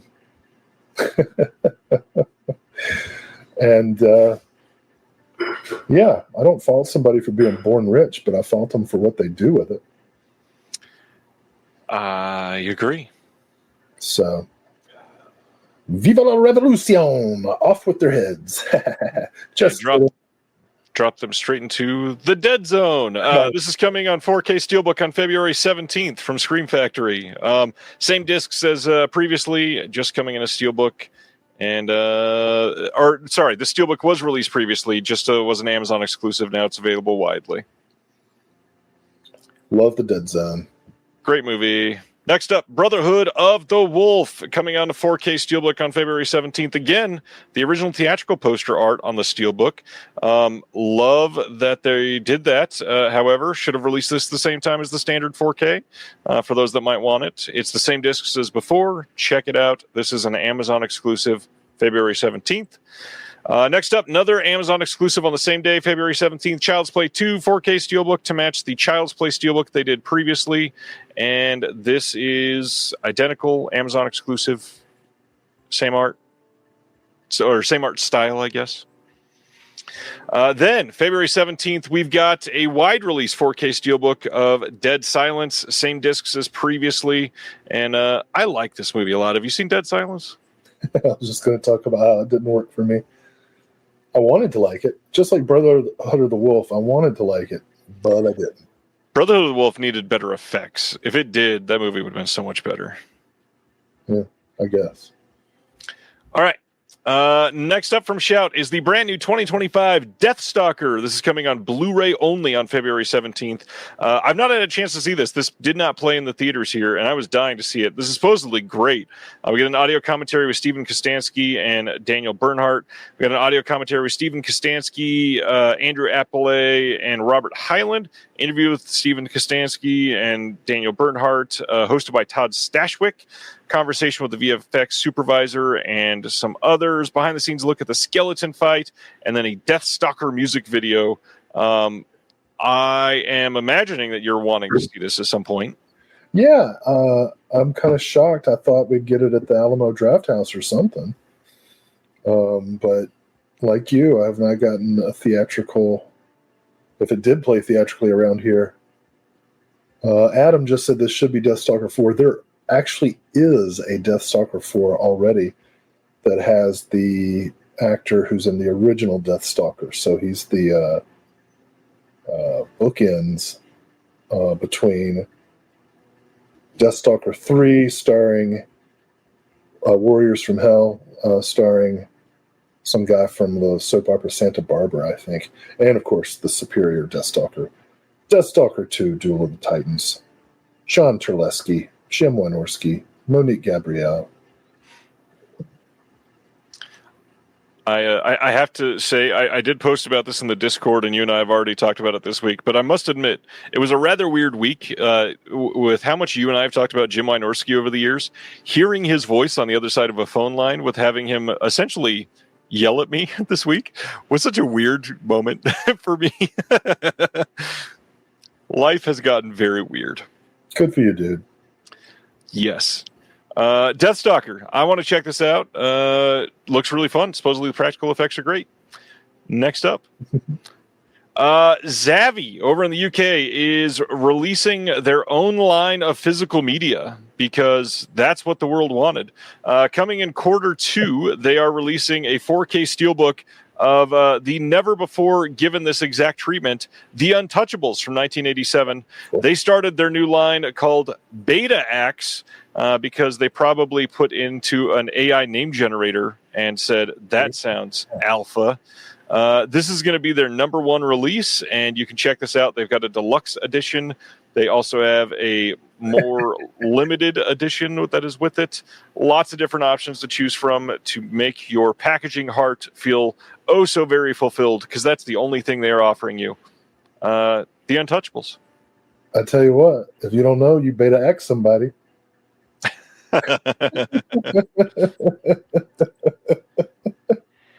Yeah, this thing, if you get the most limited version of this release, it is starting at around 130 USD plus shipping. Untouchables. For the Untouchables, with a whole bunch of bloated packaging, by a company that is known for having just some of the worst packaging as far as like shipping worldwide. And acidic. I don't get it. Well, somebody's going to be excited. Craig, if that is supposed to be a play on the word Betamax, it doesn't work. Beta X. Beta X. It's like a flimsier, less effective axe. It's like an axe that the hatchet cheats on. Makes watch. It's the one that everybody always picks second. It's the Democratic Party. All right. Coming on February 17th on 4K here in the U.S. from MVD as part of their Laser Vision collection, Jean-Claude Van Damme's Double Impact on 4K. The Blu-ray disc in here is going to be the exact same as their Blu-ray disc that they put out as part of the MVD Rewind collection. And the 4K here, nothing new here, but this is a director-approved 2025 4K scan and restoration. Yeah, Double Impact. Tell us, Will. Oh, my God. It's great. It's like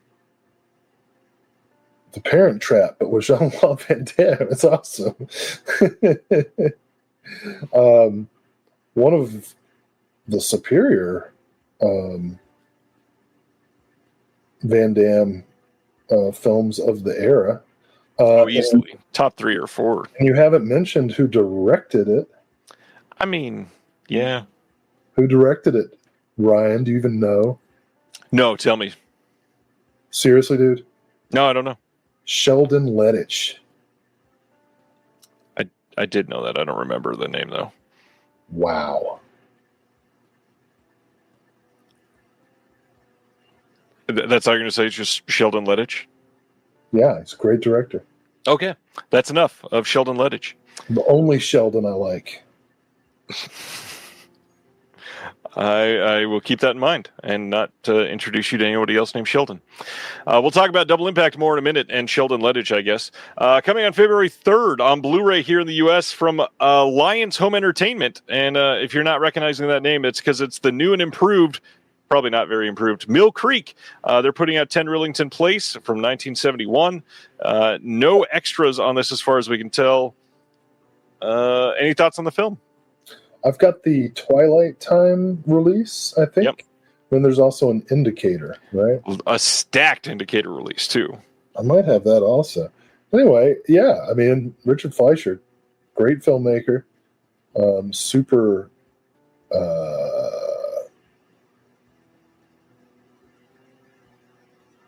tense, really. Yeah, this is a good kind of Great thriller. movie.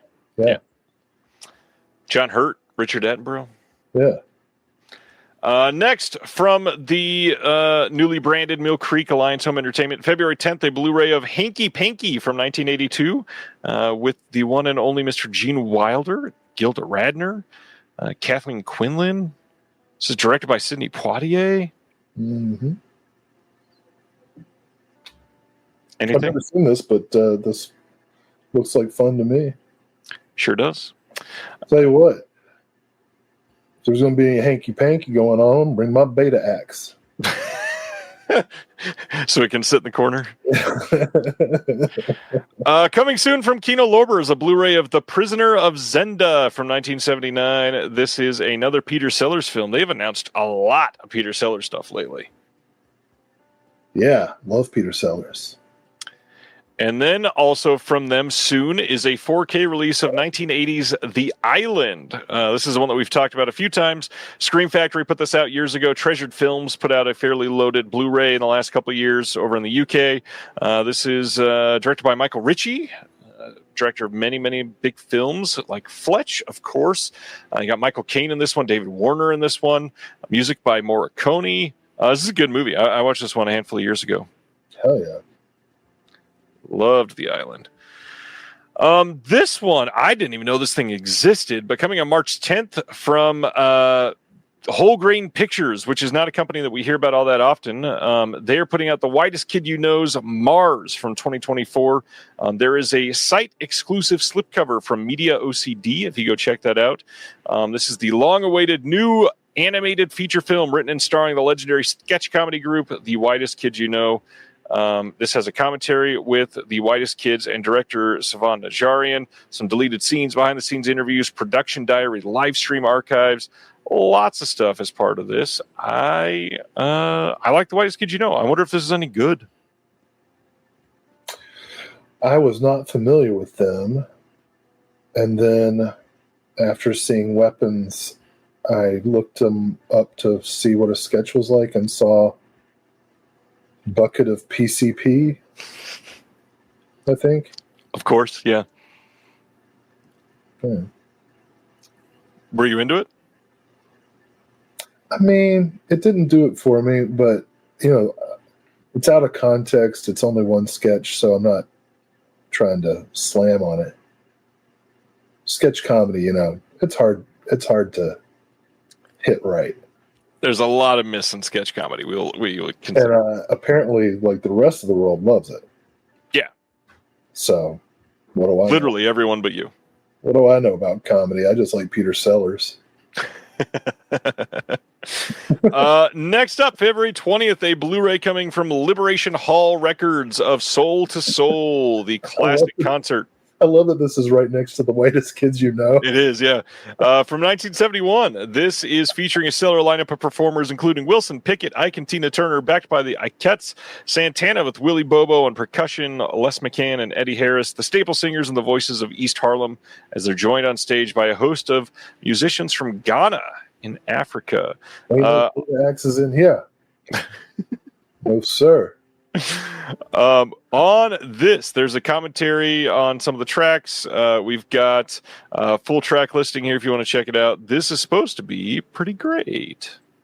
Yeah. Of course, the Santana song you have to change the title. It has to be Spongy Queen. What a callback. All right. Will's favorite comedy, Full Moon, putting out 2 Blu-rays in March. We got a March 10th Blu-ray of Decadent Evil from 2005 and then March 10th of Decadent Evil 2 from 2007. Have you seen both of these, Will? No, but I'm gonna. You're gonna?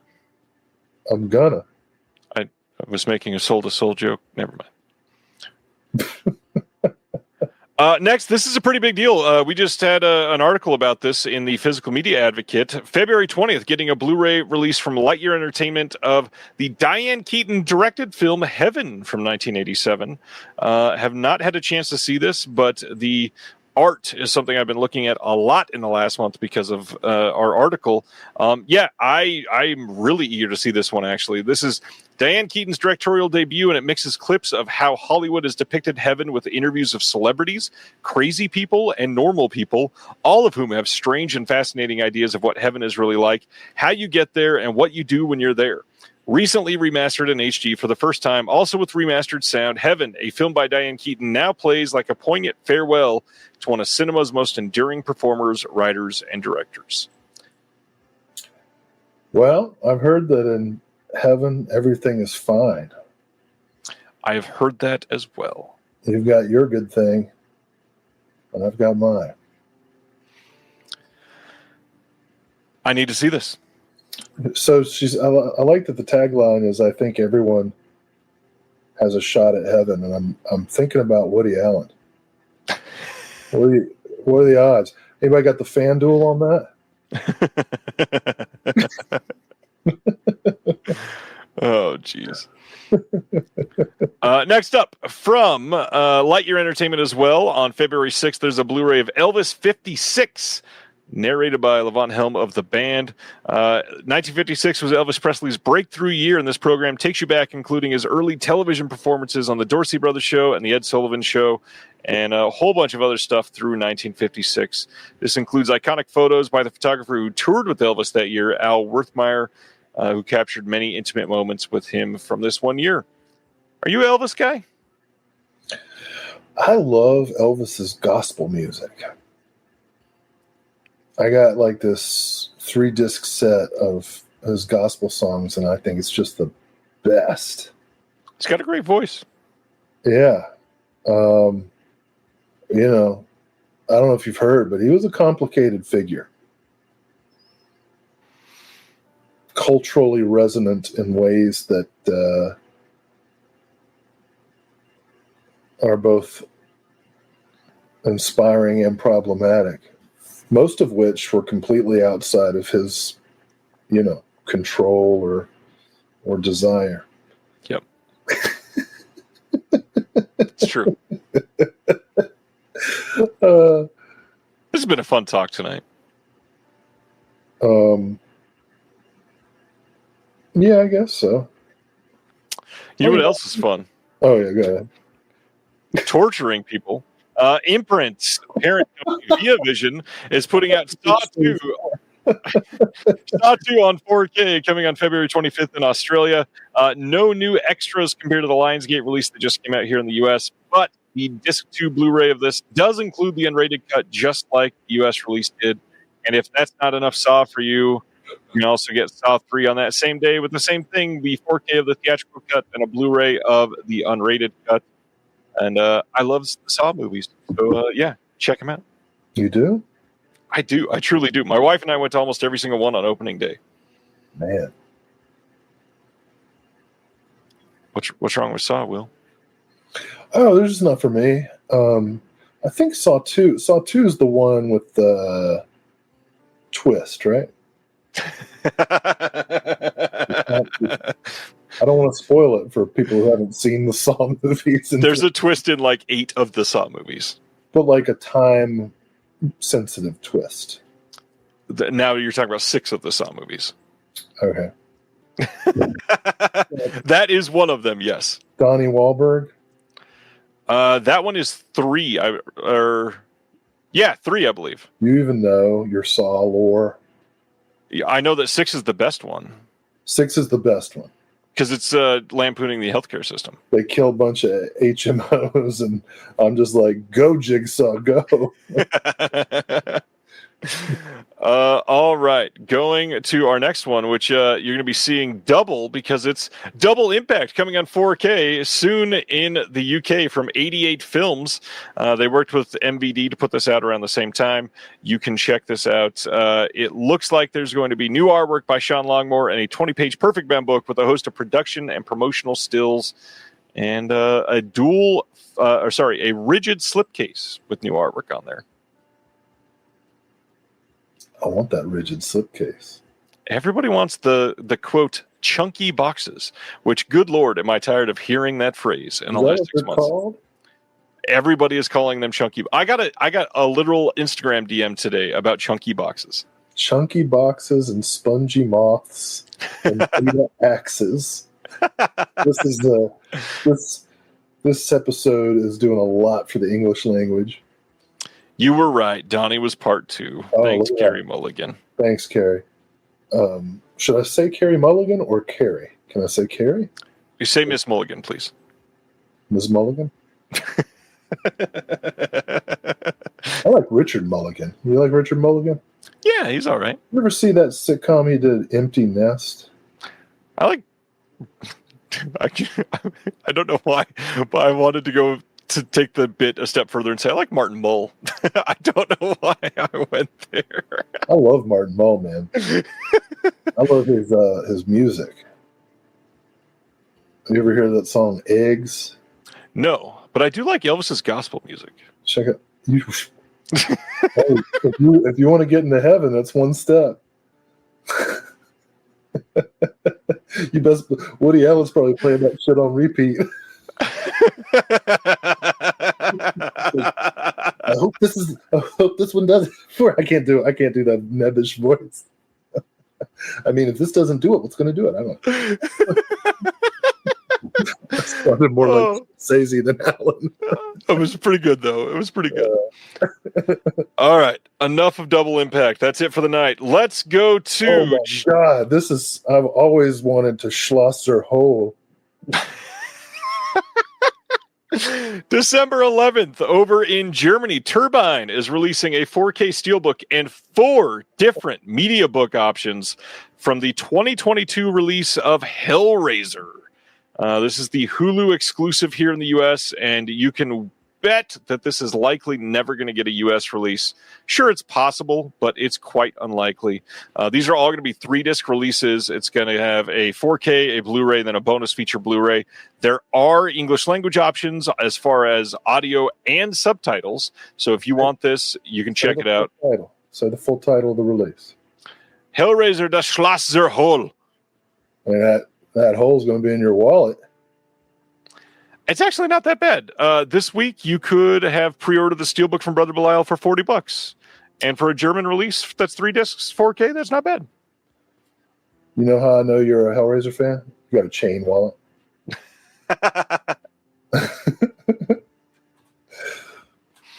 First 4, that's the ones. That's the ones to do. I think part 4 has undergone a certain amount of reevaluation, and people are beginning to appreciate its qualities, flawed though they may be. I think most of the Hellraiser movies are flawed in many ways. Whoa, dude. Whoa. But whoa. The first 3 are very fun. And you know where part 3 was filmed?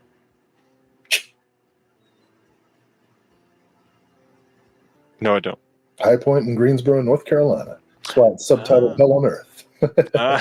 That's funny. Location scout was like, I've got the place. And the title. All right. Downtown Greensboro in the early 90s. That's what it looked like. Let's keep our focus over on Germany with Turbine for the next 2 announcements. December 11th, they're also releasing a Blu-ray DVD dual format media book with 3 cover options of Body of Evidence with Madonna. Yeah. Ooh, a bonus bucktail. And if, Will, you are really loving this, there's a discounted full set with all 3 media book variants, so you can have 3 times the Body of Evidence. I tell you what, if they'd gotten a new Willem Dafoe interview for this, I would have been like, kudos. I mean, they may have. They get a lot of stuff like that. I saw this one in the theater, and everyone was so excited. It was kind of meh. A lot of... Hellraiser 4 had a theatrical release? Yeah. Jeez. A lot of candle dripping in Body of Evidence. That is true. Or into the candle wax, the hot wax. KB watched all 11 Hellraiser movies in October. Impressive.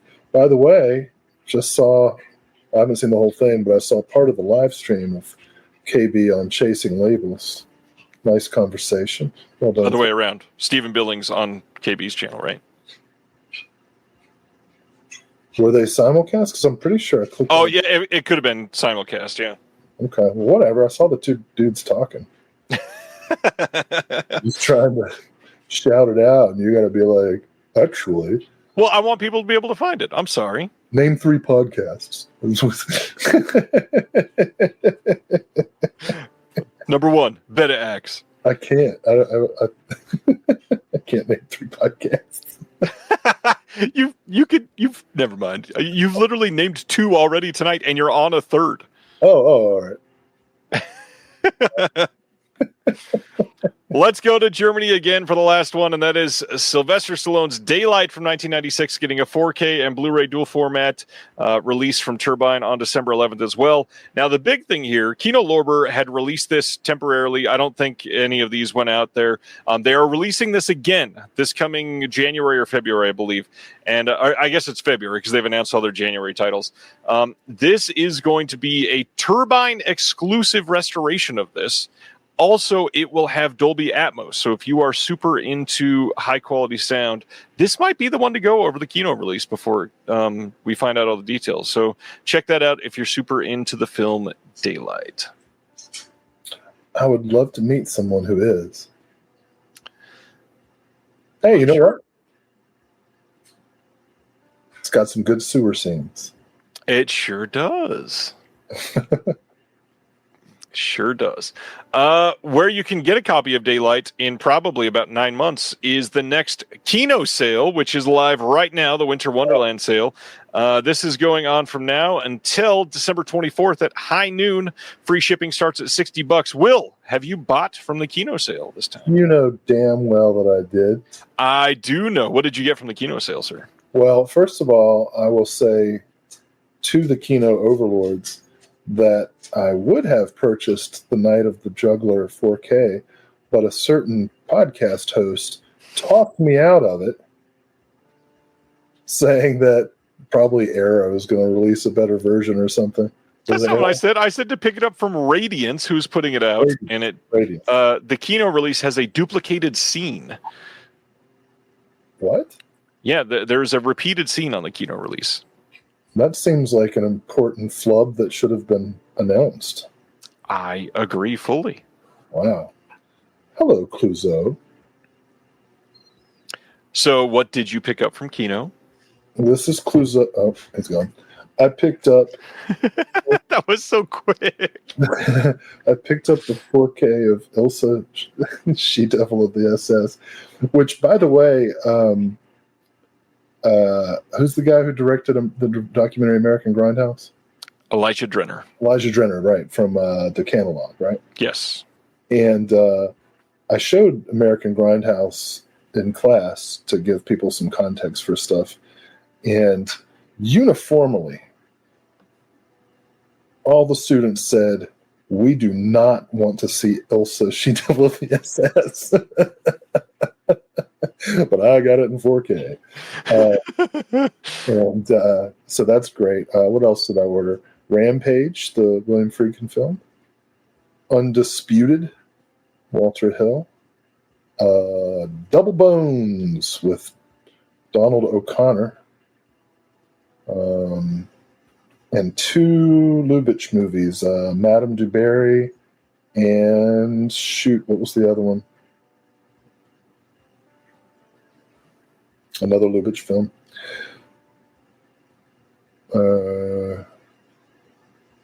Well, look for yourselves, ladies and gentlemen.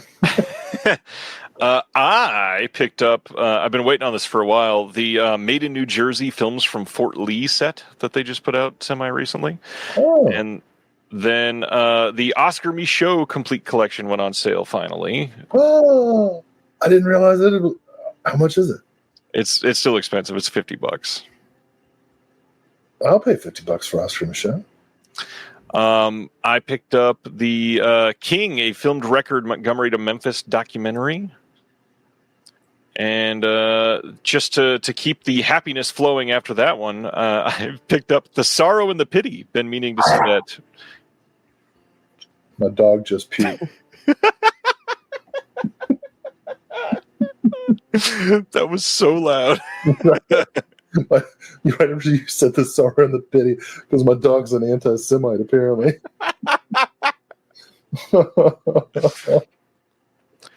Oh boy. I'm not cleaning that.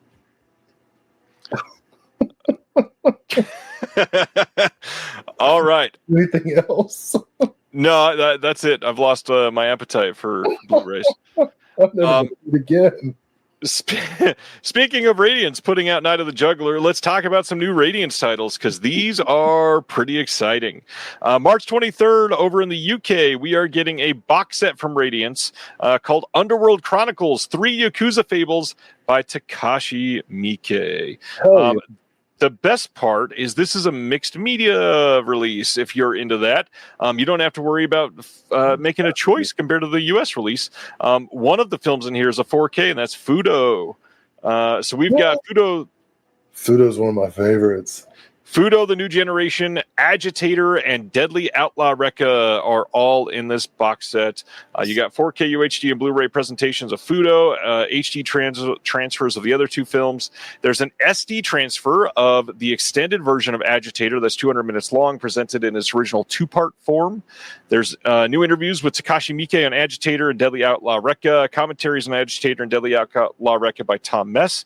There's a commentary on Fudo with Miike and Shosuke Tanahara. There is an archival documentary called Electric Yakuza, Go to Hell, some archival interviews and trailers. Plus, there's, of course, an 80-page book with new writing by Tom Mess and Colin Geddes. This looks pretty great. Oh, that's absolutely essential. I'm really excited about Deadly Outlaw Rekka getting a release. Fudo on 4K, Agitator. These are all bangers by Miike. Just to finish our Kino haul, The Wildcat. That was the other Lubitsch film that I got. And also Bob LaFlambeur on 4K from Melville. Nice. So from Melville to Miike, yeah, this is a great slate from Radiance. Yeah, it's pretty legendary. We should point out, yes, this is Region B box sets. The 4K on Fudo is region free, of course, but the other 2 are Region B, except Agitator is going to be a region-free disc because on March 24th, they were releasing a standalone Blu-ray here in the U.S. of the film Agitator that has never had a Blu-ray release here before. So that disc will be region-free in the box set and in this box, or on this single release. You're not missing out on anything if you just pick up this release. It's the same as what will be in the box. Is there any difference between it and the Umbrella release? I believe there are some differences there. Yes. Oh, okay. And that's the thing, if you've got the Umbrella release and the release of Fudo that came out on 4K here in the U.S. earlier this year, and you've got a Deadly Outlaw Rekka from Shout, you kind of got most of this box set already. Yeah. So that is the first couple things from Radiance. Next up is a film that I've been hearing about for a while, The Dancing Hawk from 1977. This is coming on March 23rd in the UK, March 24th here in the US. This is a 4K restoration. New interview with the critic Carmen Gray. 2 short films by the cinematographer on this film. There's a limited edition booklet, new writing by the scholar Piotr Kwiatkowski. Have you seen The Dancing Hawk, Will? No, and I want to. Oh, my dog's begging for his pills. He gets anxious. Is that why he vomited? No, he's an idiot, and he eats too fast. That checks out. And then, he drinks his water like Napoleon Dynamite with a bottle of Gatorade. I'm gonna have to. Next time you pull up a shitty movie, I'll get up and give him his pills. But that'll happen quickly. So that's not going to happen. Next up from them is a 4K hardbox release of Cutter's Way. This is coming on March 23rd in the UK and March 24th here in the US. So it's not a chunky box, it's a hard box. What's the difference between, is a chunky box like a halfway? I don't like calling things the chunky box. So it's the same thing. This is a chunky box, Will. This is the fully hard, rigid box. Yes, this is. This is the 10 to midnight release of. Anyways, we got let's see, The Legacy of Cutter and Bone, new featurette and contributions from writers Megan Abbott, Jordan Harper, and George Pelicanos on this. Archival commentaries by Matthew Spector and then Julie Kurgo and Nick Redman. There's another archival commentary by Larry Franco and Barry Osborne, some archival interviews and featurettes, and then there is going to be a limited booklet with this as well, with new writing from Christina Newland, Nick Pinkerton, and Travis Woods, plus an archival interview with Ivan Passer. Cutter's Way, great movie, got released multiple times. We've got a Fun City release in the US, we've got an imprint release over in Australia. I believe there was Audience also had a Blu-ray. that was also Fun City in the UK. Oh, okay. And then I believe there was like a Twilight Time or something back in the day too. Probably. Yeah, this has come out multiple times, and now you got a 4K already. Yeah, it must have been if Nick Redman's on it. Right. That's Late what I was great thinking. Nick Redman. Came out in 2016 from Twilight Time. And have you seen Cutter's Way? Yeah, the Twilight Time edition, actually. So I do want to upgrade. I actually got that from Twilight Time and their going out of business sale. And I went nuts. I had just gotten, I don't know, some kind of windfall from one of my part-time jobs. And I was like, Twilight Time's going out of business. What? I've got to get every title because they'll never be released again.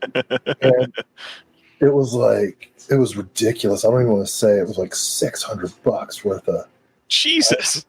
All deep discount because they were going business. If I remember right, they were all like $11 or something. Yeah, and so then I get this delivery notification, but it hadn't been delivered, and I'm like trying to track it down. I end up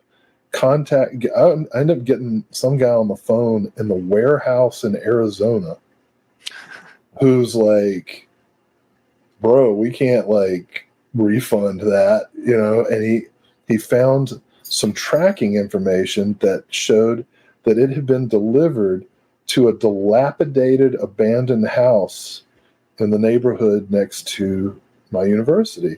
So What? I go out to this address, and it's this abandoned house, and on the porch are like 40 packages to random people. So I found mine. I was like, how lucky. And then I loaded all the other packages up in the back of my car and stole them. No, I'm just kidding. I notified the post office that these packages were there. But that was the most dramatic, nerdy day of my life. Like trying to track, calling all these people. Excuse me, my package of Blu-ray film has been misdelivered. Nick Pinkerton told me to call you. Yeah. So anyway, all that is to say, time for an upgrade of Cutter's Way. Hopefully it gets delivered to your front door this time. Let's talk about the last one, which has to be slightly frustrating for everybody that just got the Larry Cohen box set from Shout Factory. Radiance on March 23rd over in the UK is releasing Special Effects from 1984 as the next title in their transmission line. This is the Larry Cohen film, and it is a newly recorded interview with star Eric Bogosian on the disc, new audio commentary with the director of King Cohen, Steve Mitchell, feature-length interview with Larry Cohen from 2017. There's an archival director's commentary with Cohen, moderated by Steve Mitchell. New interview with Christina Newland on Zoe Tamerlis Lund. There is going to be a limited booklet with new writing from Juan Barkeen, and this is limited to 3,000 copies, and I think these are probably going to go pretty quickly. Yeah. Well, I guess Shout Factory had already released Special Effects and then put it in their box set. Yep. Now we're getting, so this is the The third Blu-ray release of this. Well, all right. All right. Next up, January 20th. There's a 4K media book and a standard Blu-ray release coming in the U.S. from Cape Light and MPI Home Media of Shine from 1996. This is the Jeffrey Rush starring Scott Hicks film. I feel like we talked about this ages ago. Have you seen this one? Yeah, great soundtrack by Collective Soul. 1996. That checks out. Just kidding, dude. I know. I was leaning into it. You don't know. Yeah, I do. You don't know. Yeah, I didn't care for this movie. No reason or anything. Just that's enough. It just didn't work for me. Okay. Silent Mandible is expressing the existential problems we all face. Like, I only have this amount of money, but I want to subscribe to that amount of boutiques. How can it be done? It's like a shell game. My answer seems to be it can't. Next up, Falling Skies is getting a complete series Blu-ray release here in the U.S. on January 6th. This is the Noah Wyle show that I've heard is pretty good for at least 2 of its 5 seasons. You know, I'm starting to think Steven Spielberg is obsessed with extraterrestrials. Isn't his next film supposed to be extraterrestrial related too?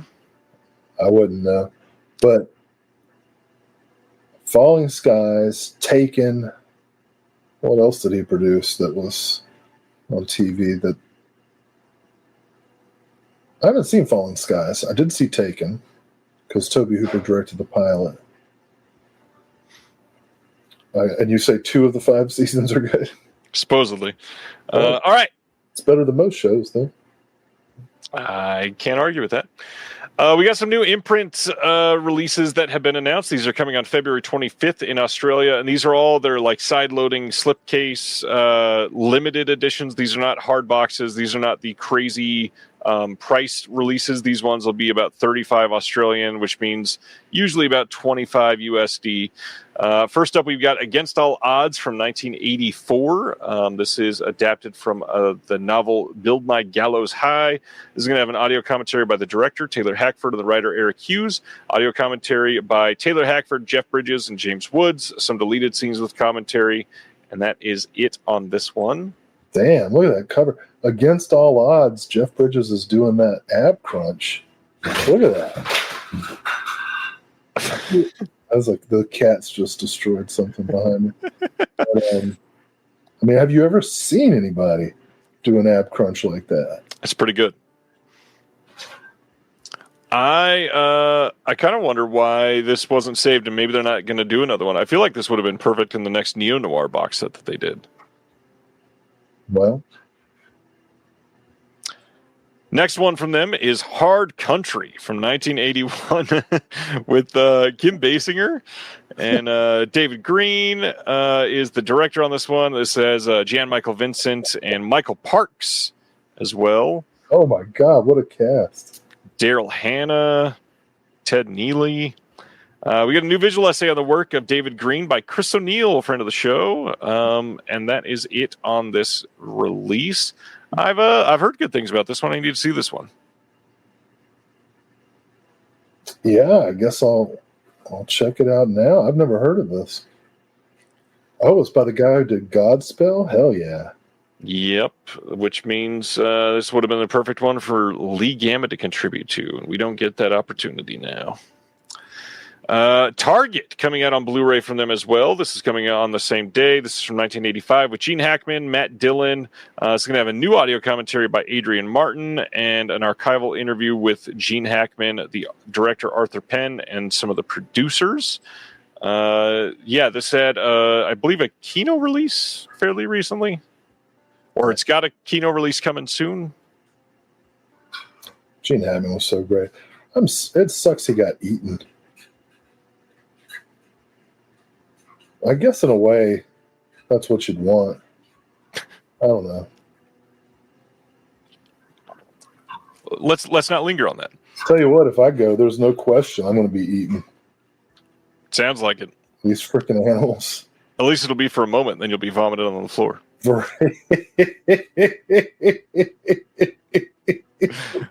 Master died. The dignity of human life, to be just vomited on the floor. That's the end of you.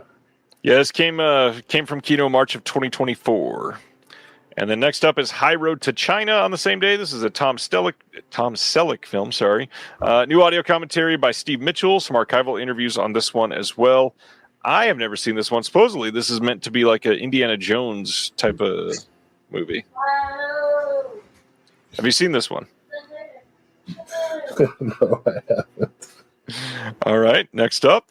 That sounds great, though. Yes. We've got King David as the next one. This is from Imprint as well. This is coming on February 25th, starring Richard Gere. Also stars Edward Woodward, Dennis Quilley. New visual essay by Suzanne Boland on this one. New commentary by Jim Hemphill. I don't know this movie at all. So Richard Gere becomes like the king of Israel? It's the epic chronicle of the life of David, a young shepherd who became king of Israel. It begins in the year 1000 BC and follows his rise from a humble warrior to beloved monarch as he faces betrayal, sacrifice, and the weight of destiny. Yeah, and Richard Gere is the king of the Jews. That's what it sounds like. And then he becomes a Buddhist. He wants everybody's religious heritage. He's aiming for that Diane Keaton movie.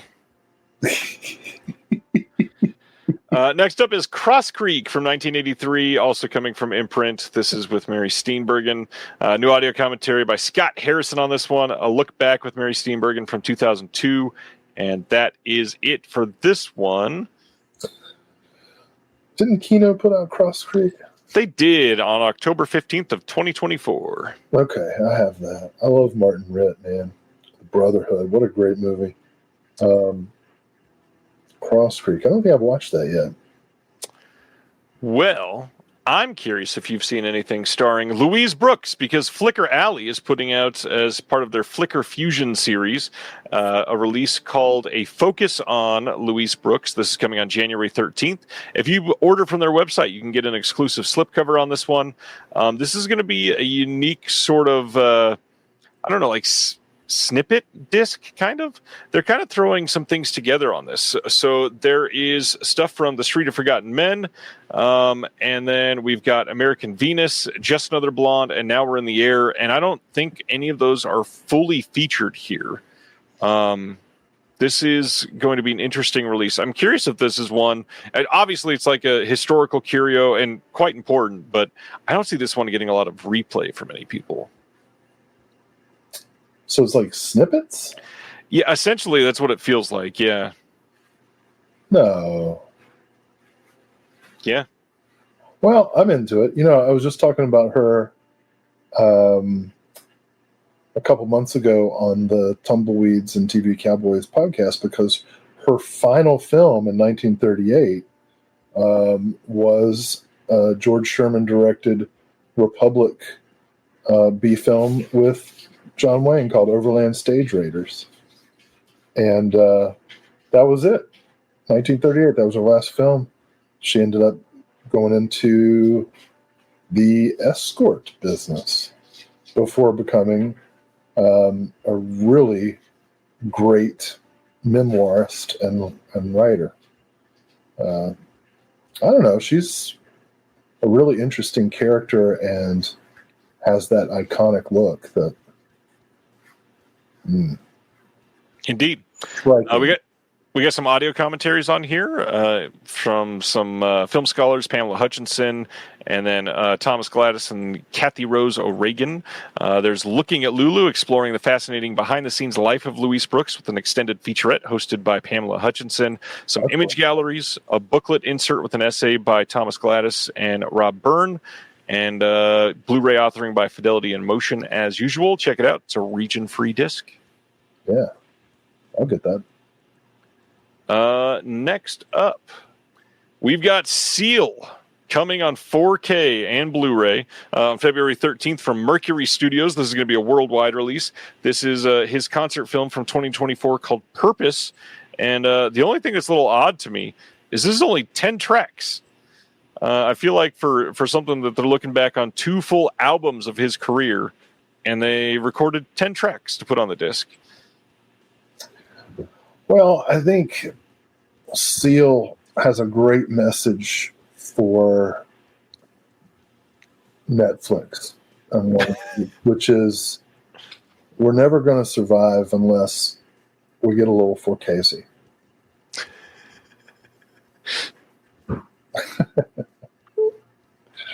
I'm into it. Seal. Have you seen that freaking commercial where Seal turns into a seal? Into a seal. It's weird. Disturbing. Oh. I hope that's not on the disc. That would be a really great bonus feature. Next up, we talked about this recently, but I'll ask you your opinion. Coming on February 3rd, Kino is putting out The High-Low Country from 1998, starring Woody Harrelson, Billy Crudup, and Patricia Arquette.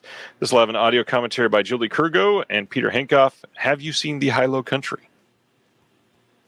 I don't think so, which is weird because I remember it coming out of the video store where I worked, and it was at a time that I was kind of into Stephen Frears. But I don't think I saw it. It's a lot of names associated with this. Penelope Cruz, Cole Hauser, Waylon Green. What's that? Billy Crudup. Billy Crudup. Next, February 17th, Kino putting out Scott Joplin from 1977. This is the Billy D. Williams film that we talked about a couple weeks ago. This is going to have a new commentary by Jeremy Kagan, moderated by Daniel Kramer. Any thoughts on this? Oh, man, one of the first concerts I ever saw was Taj Mahal. He was fantastic. Yeah, I'm definitely going to watch this. Billy D. A lot of names in this, too. Art Carney, Margaret Avery. Yeah. Next up, let's get into OCN. These were all from today. We got a lot of these to talk about. Is this it? Are we done after this? We've got a couple after it, but that's about it. What have we gone? 2.5 hours or 3.5 hours? So far, not even 2.5. Oh, okay. I gotta give my dog his anxiety medicine. You could do that after we talked about this one if you want. Yeah, let's talk about the orgy, which is exactly where a beta axe will be found. Delivering drinks, I guess. This is He's got a little ball gag in his mouth. He's got his dick in one of those clamps. Zavi is going to sue us for defamation tomorrow. This is arguably one of the... We should sue Zavi for that name. That's funny. This is arguably one of the most surprising releases, literally, of the year. AGFA is releasing The Movie Orgy from 1968. This is the Joe Dante directed / edited. It's a legendary found footage triumph from Joe Dante, one of genre cinema's most significant masterminds. In 68, the future director of Gremlins took an apartment's worth of 16mm prints, and with the help of producer John Davison from RoboCop, he meticulously created what is quite possibly the world's first found footage mega mix. This is comprised of commercial. Tell you one thing. If you're going to be in an orgy, you're going to have to expect at some point somebody's going to put their anus in your face. And that's true. That's just what happened to me. Comprised of commercials, newsreels, feature film clips, TV bloopers, and much more, The Movie Orgy is an essential cultural artifact and a psychedelic vortex of mashed up magnificence, never available on any home video ever, never before. The film has been preserved from the original 16mm elements by AGFA with Joe Dante and John Davison. This is going to have an introduction by Dante, an AGFA trailer, a booklet with the Joe Dante interview by Colin Souter, and essays by Frank Felici and Justin LaLiberty. This is a big deal. This thing was released, had 3,000 slipcovers. It is down to around 300-ish, last I looked. If you are after the slipcover for this one, you're going to want to go quickly because this will likely be over tonight or tomorrow. This thing is quite long. This is, I think it's 4.5 hours ish. And this is a big deal. I really wish that there was an extra on here on how they were able to untangle all the rights for this. Any thoughts on Joe Dante or the movie Orgy? I ordered it. Yes, I placed a small order today, and that was one of the titles. This is a big deal. Yeah. You mean thoughts on Joe Dante? Well, he's pretty good. I mean, He's all right. hit or miss. Madhouse, just so you know, we did discuss this the moment it went live about 25, 40 minutes ago, something like that. We don't know the answer to that question, though. Yeah, we certainly don't know the future. Except that Netflix would have to change in order for it to positively impact. Ryan from the New World Pictures podcast, 7-hour cut. Ryan from the New World Pictures podcast says that the original was 7 hours. So is this cut down? This is actually Joe Dante's preferred cut of the movie Orgy, is what they're releasing. But that's not enough for us. Never.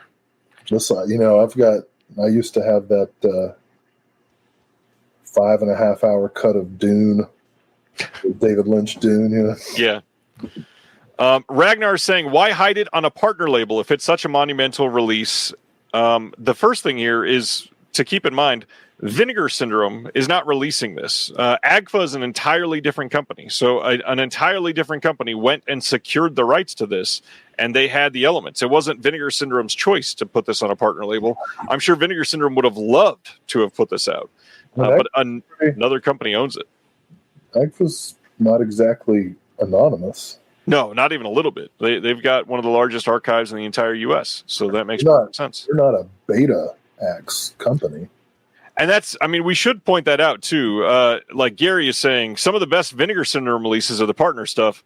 These aren't Vinegar Syndrome releases whatsoever. None of these titles we're discussing for the rest of this are from Vinegar Syndrome at all. These are all different companies. Different people secured the rights. They're getting paid for it. Vinegar Syndrome did not make the features. They didn't do anything. Where the line gets a little blurry is Justin LaLiberty from Vinegar Syndrome helps produce some of these discs for some of the other companies. But yeah, these are all completely different companies, entities. Vinegar Syndrome themselves are not involved in any aspect of this release whatsoever. They just distribute, right? OCN Distribution, which is a completely different company than Vinegar Syndrome, even in a way, they are the ones that help cover the manufacturing, but that is it. Next up from the partner labels, we've got stuff from Film Movement. First up is 100 Yen Love. This is a film from 2014. This is a boxing film that was was the Japanese official entry for the Best Foreign Language Film Oscar. And this one is going to have a making of documentary, and that is it. Supposedly, this is pretty decent. Yeah, I looked at the trailer, and it looked pretty cool, so I put it on my watch list. Nice. Yeah, I need to see this one. Next up from Film Movement as well is a pretty big release here. Courtesans and Criminals, The Underworld of Hideo Gosha, which is going to be featuring two different films. One that a lot of people have been clamoring for and one that people are probably going to look at kind of as a bonus. We got Onimasa and Tokyo Bordello on here. This is the Japanese official submission to the 1982 Academy Awards. That is Onimasa. As far as the extras on here, we got a commentary by Jasper Sharp on Onimasa, a visual essay by Patrick Macias on Onimasa, and then on Tokyo Bordello, we got a commentary by Jasper Sharp and another visual essay by Patrick Macias. Great looking disc, great looking slipcover. Hideo Gosha is a pretty fantastic director. This was the second title that I purchased today. By the way, in case anybody was wondering, the winner of the Best Foreign Language Academy Award in 2014 was The Great Beauty. I don't know that one. What? Criterion puts it out. Oh. Okay. It's just a, I guess, sort of low-key title. I don't remember that. Well, I mean, it's nothing compelling like Beta Axe, but The Great Beauty has its, I mean,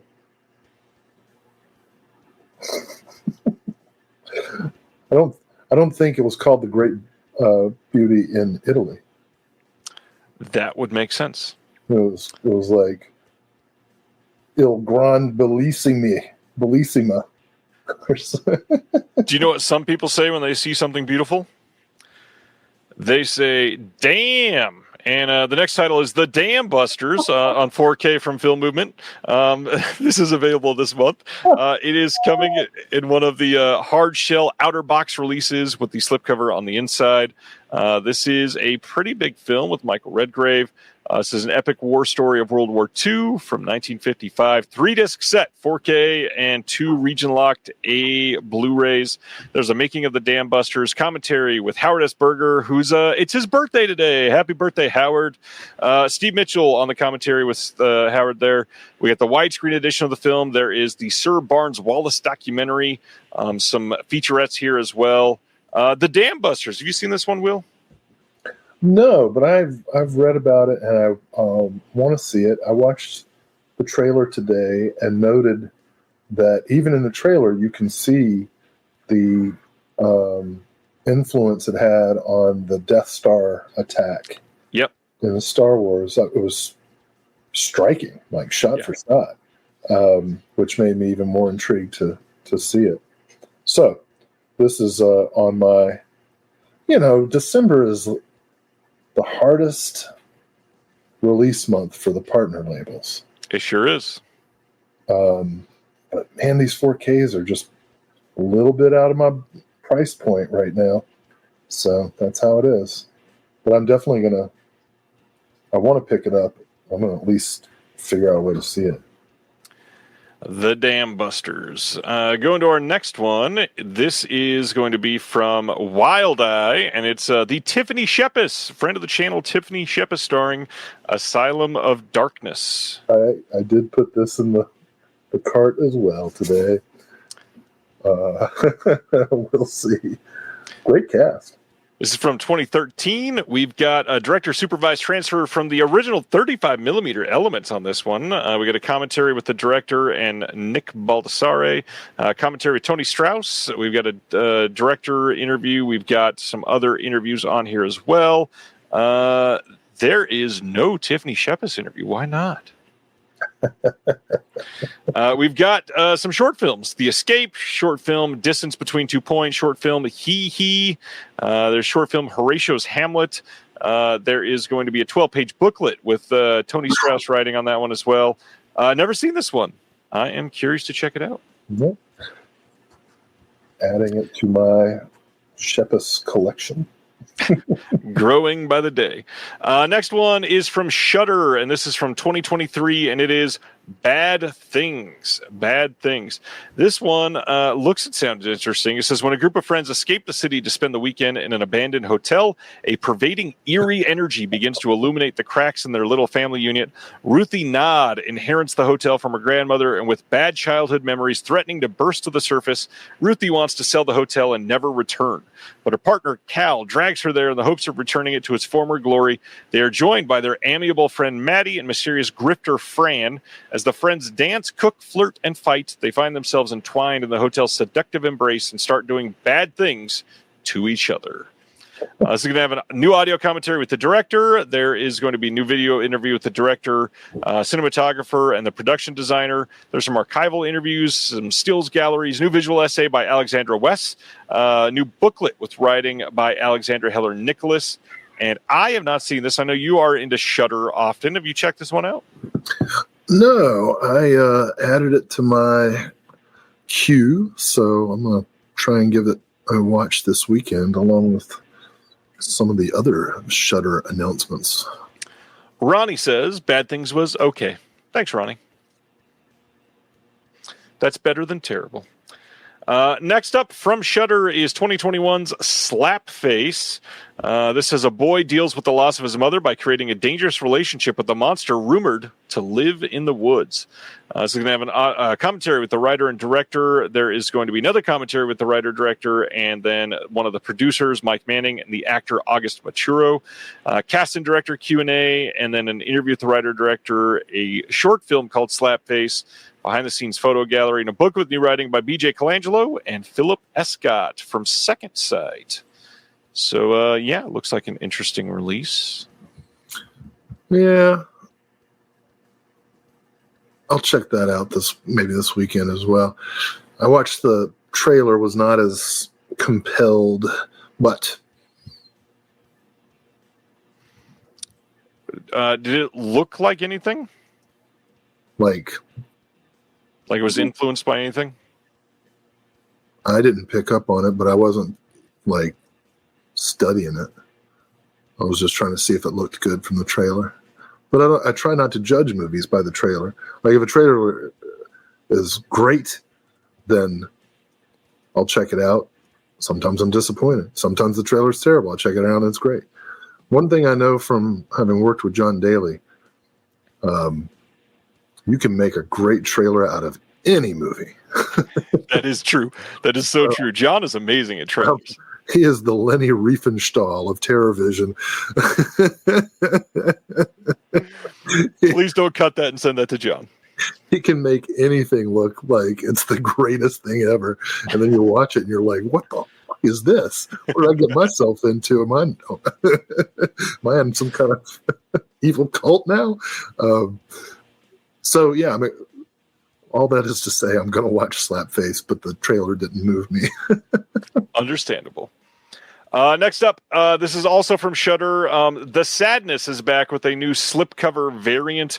This is the same release as before, just with a different slipcover in case you missed out on the first one. Oh. This is a beta axe at work for sure. I'll skip right over it then. Next up is from Decanalog. Their newest title is 2024's Blue Sun Palace. And this one sounded very, very good. It says, winner of the French Touch Prize in the Critics' Week lineup at the 2024 Cannes Film Festival. Constance Tsang's intimate, sensitively observed drama stars frequent Simon Lang collaborator Li Kang-sheng. Rebels of the Neon God is where you might recognize that name from. Alongside Wu Kei-shi and Xu Zhaipeng as three Chinese immigrants living in Flushing, Queens. He's a construction worker. They're employees of a massage parlor they dream of being able to leave, whose routine lives and relationships are changed forever following a tragic Lunar New Year incident. A tender study of social isolation and messy emotional entanglement infused with melancholic atmosphere by the standout work of the DP Norm Lai shooting on film. This thing looked beautiful. There's some interviews here with the filmmaker Constance Tsang, interview with a couple of the actors, and then a booklet with the essay by the incredible Mariah Gates. Mariah Gates. Cool, yeah. Not familiar with it, but that sounds worthwhile. Got to finish the sentence before I hit the button. Next up, we've got yet another new partner label on the Vinegar Syndrome website, and that is the partner label 77. They are putting out the film Bronco Bullfrog from 1969. Interesting looking Andy Warhol-esque slipcover on this one. So for 77, this 77 is a boutique movie and music label based in New York City and Northwest Connecticut, dedicated to presenting restored vintage titles with unique cultural significance. Founded by Gabriel Karate, 77 delivers these long unseen works to North American audiences, both in cinemas and at home, marking their official long-awaited debuts. That, to me, sounds like it's written for Will to be interested in.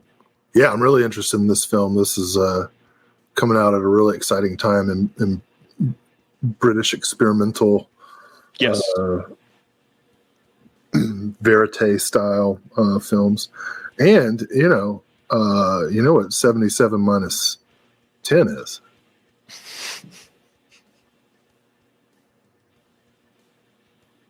Do you know? Yes. Anybody know? I think this is significant. Something for the Gen Zers. Yeah. Is that what they are? I think so. Or Gen Alpha or Gen Beta X. You know, it's funny. There are all these articles out there about how like Gen Zers are so dumb. Like, what is this 6-7 thing? It's meaningless. It's just shows their brain rot. And I'm like, dude, you know what we used to do when we were that age? I am the great Cornholio. For my buggle. You know what I mean? Like how quickly we forget. Yep. I prefer 6-7 to the Cornholio. Just get in on the meme. It'll be fine. So yeah, this sounds incredible. This says everybody's an actor. This is a 30-minute documentary charting the legendary theater director Joan Littlewood's teen acting workshops with future Bronco Bullfrog cast members. There's an interview from 1968 of Joan Littlewood. In the company of Joan from 2016, there's a feature-length doc about the life and work of Joan. All kinds of never before seen Q&A, trailers, teasers, new commentary by the director of photography, Adam Barker Mill. There's a Cinema 60 podcast episode on Bronco Bullfrog hosted by Bart DeLauro and Jenna Ipkar. A book with new essays by Christina Newland. I mean, yeah, this is supposedly an incredible movie that has just been long forgotten on home video. Sounds like it's going to be an incredible release for the first one for a promising label. Yeah, this is in my second round purchase. That makes sense. If I get any Christmas money or we invoice the money. Next up is yet another new partner label. This is from the new label Bizarro. This is the 1973 film A Candle for the Devil. So a little bit about Bizarro. Bizarro is dedicated to unearthing the boldest, most original visions in Spanish cinema. Films that are as darling, provocative, and offbeat as they are artistically distinctive. Whether restoring lost cult treasures or bringing overlooked gems to new audiences, Bizarro offers a curated selection for cinephiles craving the unexpected. In Spanish, Bizarro means both strange and brave, a name that reflects our commitment to cinema at its most unconventional. Proudly partnering with OCN, we invite viewers to discover the fearless and extraordinary from Spain's cinematic underground, restored and celebrated for a new generation. Wow, Eugenio Martin, right? Horror Express. Yeah, this was one that I ordered in my cart today. That checks out. This was a unsung horrors title back in the day, so it's nice to see that get out. Hopefully more than 1,000 people will finally watch this on Letterboxd. I am thinking back, and I don't know the answer to this. If anybody knows the answer, please let me know in the chat. The individual that, and I apologize, I'm not remembering their name right now, but the guy that curated the Exorcismo box set for Severin that was on the Severin podcast with them seemed to indicate that he was starting a label. And this is all about Spanish cinema. To me, it seems like, is this him? I would like to know if that's the same guy. Logically, it checks out. If it's a Spanish cinema label and he's over in Spain curating a Spanish box set for Severin, this is likely the same person. Would love to find that out. Do some sleuthing, and if you can't get into heaven, burn a candle for the devil. This is going to be presented in both its original Spanish language soundtrack with newly subs and the English dub track. There is going to be a new appreciation by Angel Sala, who's the director of Sitges. There is going to be a new interview with Eugenio Martin's partner, Lone Fleming. There is a retrospective interview with Vic Winter, and then an interview with Judy Geeson, alternate English language titles. Yeah, this sounds like a great first release too. I'm pretty stoked on this one. And it's a 4K release. That's a big deal. This did get a Blu-ray release a while ago, but nice to see this upgraded. And good-looking slipcover. Nice choice on the art. Nice choice on the title. I wish them well. Looks elegant. Next up is from Club Super 8. This is the Swedish label that has only been around for a few titles so far with OCN. And this is 1962's The Doll. The Doll. This one sounds and looks kind of weird. I like it. The odd night watchman Lundgren lives alone in an old building filled with strange tenants. He falls in love with a mannequin in the shop where he works and manages to steal it and bring it home. London begins to buy clothes and presents, believing that the doll is alive and talking to him. The neighbors become suspicious and react strongly to his sick inclinations. This is a horror drama directed by the masterful Arne Mattsson and with the screenplay by Lars Forsell, a member of the Swedish Academy. This is going to be a region-free disc. There's a visual essay by Rikard Gramfors, who is the owner of Club Super 8. There is an intro by Mats Helge Olsen that is 40 minutes. That's a heck of an intro. There is some trailers on here. There's an audio commentary by Jani Hivjonen and Rikard Gramfors. That name was probably butchered. I hope that was close. There is a poster and photo gallery. There is also a bonus feature film, Eben Lunden. This is from 1973 and sounds and looks pretty good. Jared Honor from Mono Macabro was talking about seeing this one years ago and gave it a light recommendation. Probably not for everybody, but it sounds pretty good. Well, the original Swedish title is Vaxstaken, and as you know, I am Vaxstaken skeptic. But I'm not ruling it out. Understandable. Let's see. It's not on RFK Jr.'s recommended list. Our buddy Alex is here, and he says, Big Willie style, Papa's here. What's up, Alex? The sequel was called The Doll 2 On the Move, says Carrie Mulligan. That is, I don't know if that's a joke or not. That's the best part. The soundtrack was by, also by Vaxstaken. Doing, I thought that was Nightmare on Elm Street 3. Right, doing Doll Warriors. Mannequin Warriors. Let's make it make sense. That was so dumb. Next up, Canadian International Pictures had released this prior, but East End Hustle is available again with a new slipcover. This is a 4K release, just like the original one. Everything is the same, just a new slipcover. Check it out. Yeah, I really want to get this one. I watched the trailer again, and the extras look great. And I just love the dialogue. You know, if you don't stay out of my heroin, I'm going to take you out. You can't just come in horning in on my territory, you know. The accents tonight are pretty good. This is the East End. You know, you go out there and you go back to Alberta where you came from there, you hoser. That went on a boot 2 seconds longer than I expected. Next up. That's what she said. Oh, hey, bow. Bleeding Skull has put out their new title, which is 2016's Fujijukai.mov. This is a film by Katsumi Sakashida. This is a film shot entirely on iPhone, and the slipcover for this one has sold out already today. Oh, damn. That was in my round 2 list. So when you say sold out, you mean the slipcovers or? Yeah, that's what I said. The slipcover is sold out already. Oh, okay. This has never been released outside of Japan before today. This is an eerie found footage horror movie from, like I said, the filmmaker Katsumi Sakashida. The story follows Ami, a high school student who travels to the Jukai forest to take her own life. But when the students Maitan and Hinata interrupt Ami's plans, an even darker side of the forest is revealed. The first J-horror feature to be filmed entirely on an iPhone, this combines true crime chills with ambitious unfiction to build an unsettling experience that's a true discovery for found footage archaeologists. He's interrupted by Logan Paul.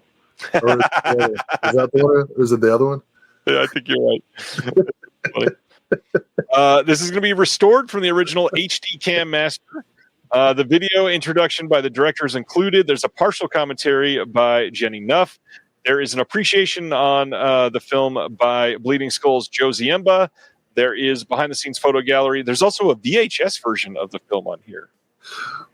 Anytime I see partial commentary, it always makes me laugh because I imagine somebody talking about the movie and then like saying, I'm not going to talk about this part. and then picking up later.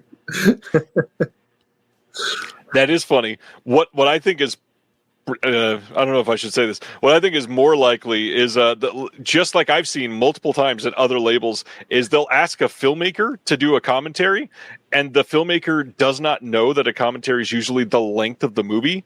And so they'll do a commentary, but it's like 25 minutes, and the film's 90 minutes. So the partial commentary is essentially just a video interview. Well, sometimes that's all there is to say. Or audio interview, sorry. I've, now that we've been doing special features for a while, and I've noticed that the pay rate is the same for audio commentaries no matter how long the movie is. I am now much more interested in commentaries for 75-minute movies than I am for 120-minute movies. 4 labels just crossed the names off the list. All right, that is Bleeding Skulls release for this month.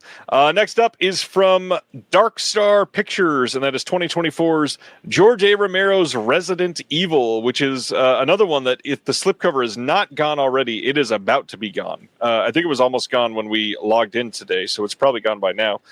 This is a documentary about the unprecedented access to the tumultuous behind-the-scenes dynamics, creative tensions, and ultimately the poignant demise of the envisioned film by George A. Romero.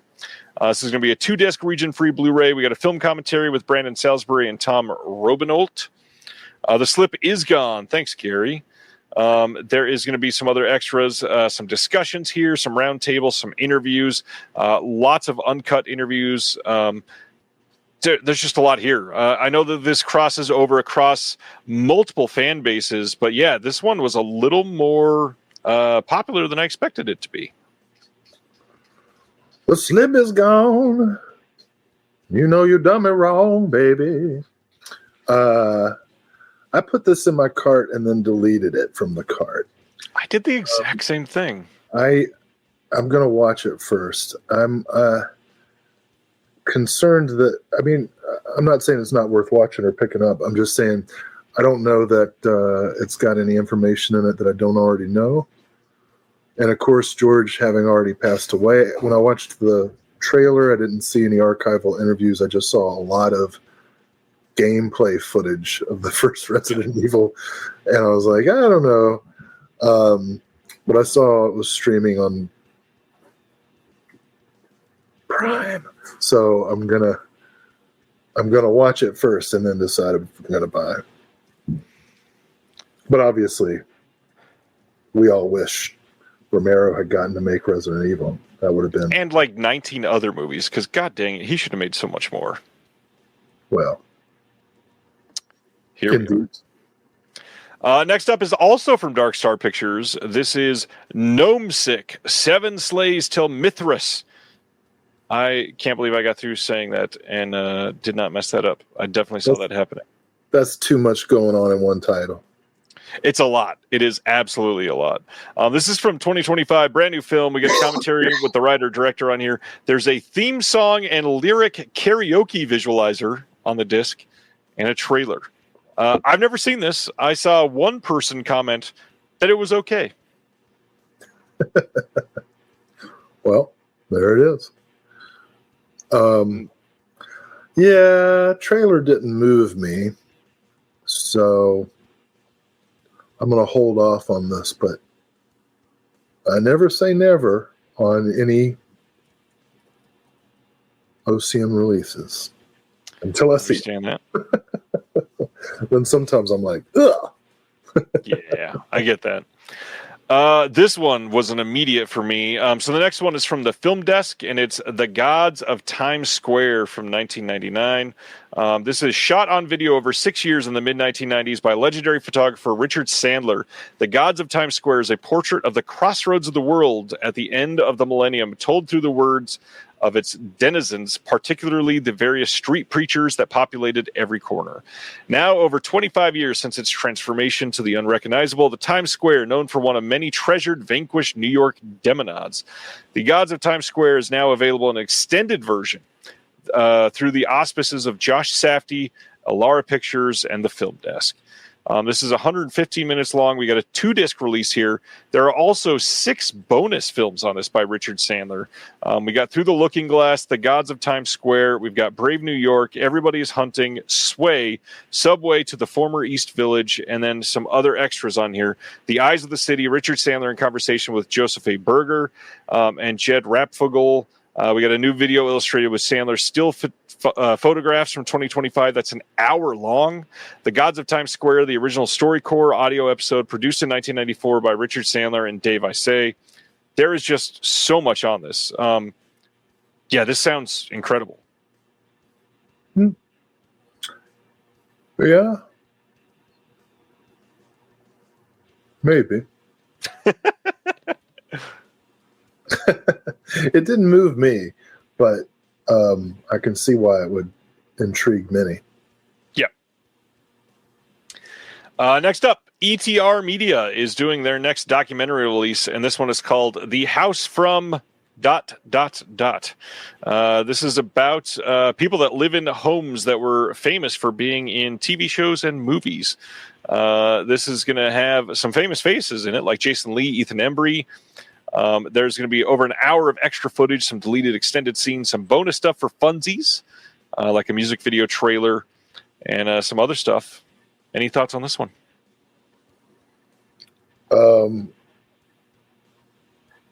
I thought it was at first Matthew Lawrence from like the Lawrence brothers, like Joey Lawrence. Right. But it's not, right? I don't believe it is. That's too bad. I'd want to live in the Blossom House. What do you think is the most annoying house to live in from any pop culture? Well, in my opinionation,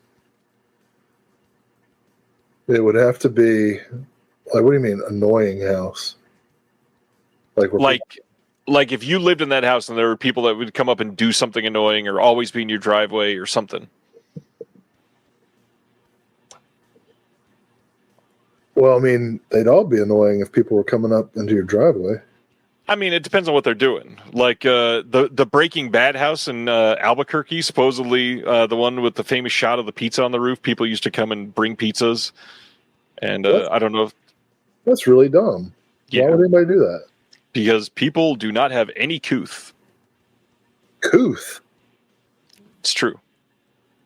I just, I'm constantly surprised why people do the things they do. Like, I don't know. I feel like, am I some kind of weirdo? Am I dissociated from my emotional core? Like, it just never occurs to me to do half the things that people do.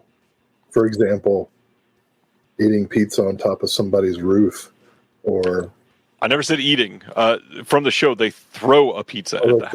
Oh, that's how cool. Yeah. I don't know.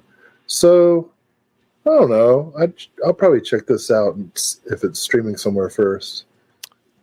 It is likely a to-be documentary. Okay. I like Next up, Cartoona releasing a new slipcover for Hundreds of Beavers. And again, if this hasn't sold out, it is probably selling out very soon. This is well on its way to being one of the, if not the best-selling partner label title ever, literally. This film has sold so many copies. This movie is legendary. It's kind of crazy. Haven't seen it yet. It's really funny. I love this movie. Everybody says that. Next up, Utopia putting up Hung Up on a Dream, the Zombies documentary from 2025, brand new. This is the first ever feature documentary nearly 60 years after they met as teenagers. This is going to be directed by Robert Schwartzman. We got two Q&As from the New Art Theater, both in full, night 1 and night 2. Both are almost an hour long. There's also a trailer on here. Are you a zombies guy? Yeah, I put this one in my cart and deleted it too. I love the zombies. But looking through the trailer, I was like, I don't know if this is something I'm going to watch once and then never want to see it again. So I'm going to check it out first, but I'm very interested in it. They have a kind of tragic story. They should have been one of the biggest bands in the world. And like one of the best albums ever. Two of like the best songs ever. Zombies are great. Good stuff. All right. I mean, who hasn't at some point thought about saying out loud, "What's your name? Who's your daddy?" You know, like, how cool would you be? Way cooler than throwing a pizza. Agreed. Next up is from Music Box, and that is the film Kill the Jockey from 2024. This one does look really good. It says, once renowned jockey Remo Manfredi has run out of track, perpetually inebriated, hopped up on horse drugs, and in hock to a minor mafioso. Remo seems to have a death wish. His girlfriend and fellow jockey Abril is pregnant, but more invested in this libidinous equestrian underworld than in their drab domestic existence. Remo's only hope of getting out of debt and starting a new life is riding on Mishima, a thoroughbred specifically imported from Japan for his next big race. When Mishima leaps over his fence, Remo winds up in the hospital with a life-threatening concussion.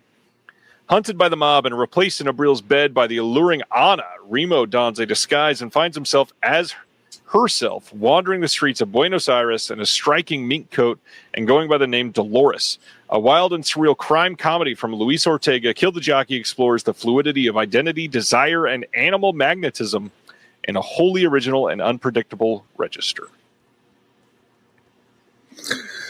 Check out my new album collaborating with Dillinger Escape Plan, Libidinous Equestrian Underworld. Coming soon from Amphetamine Reptile Records.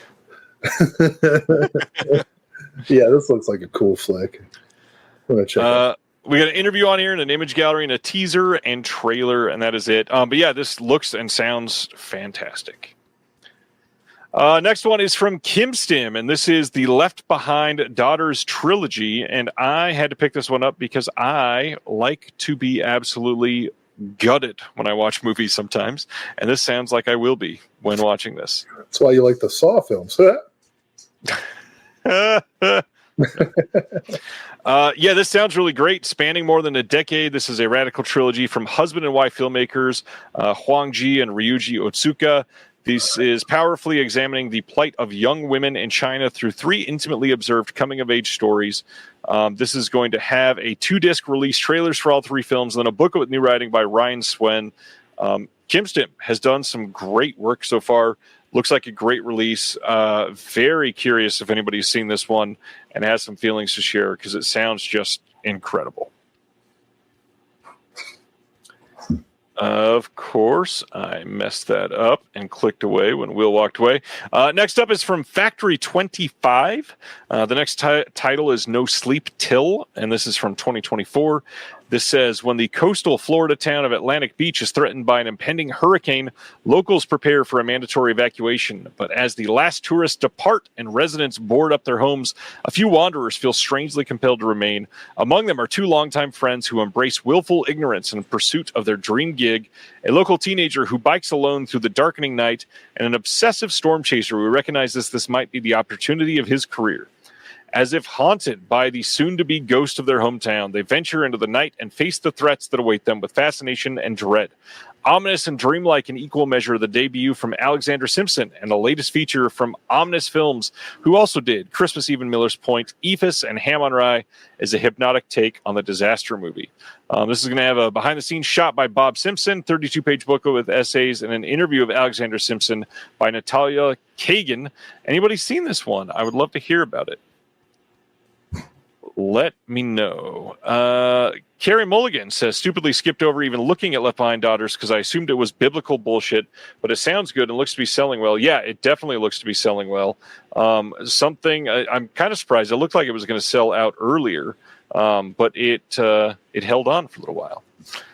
So check that out if you are into Left Behind Daughters. And No Sleep Till. This one, like I said, is Factory 25.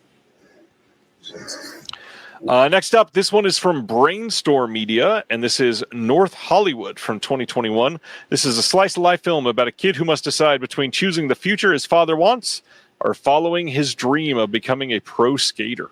This is going to include the theatrical and director's cut versions of the movie, a commentary with the writer-director Mikey Alfred, one of the actresses, Miranda Cosgrove, costume designer, the cinematographer, and then another actor, Ryder McLaughlin. We've got Vince Vaughn in this, Angus Cloud, and like I said, Miranda Cosgrove. Some bigger names in this one, and this one looks pretty good. I'm kind of curious if Will was going to get this one. What about you? Anybody else after this one? Let me know. Next up is another one from Cartoona. These are the ones that we just talked about with the Hunters of Beavers release. Gary says North Hollywood is good. The movie, the city, not so much. That depends on where you're at, North Hollywood.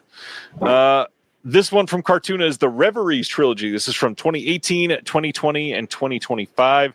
This is created by comedians Anthony Orbach and Matt Barretts, and the director Graham Mason over nearly a decade.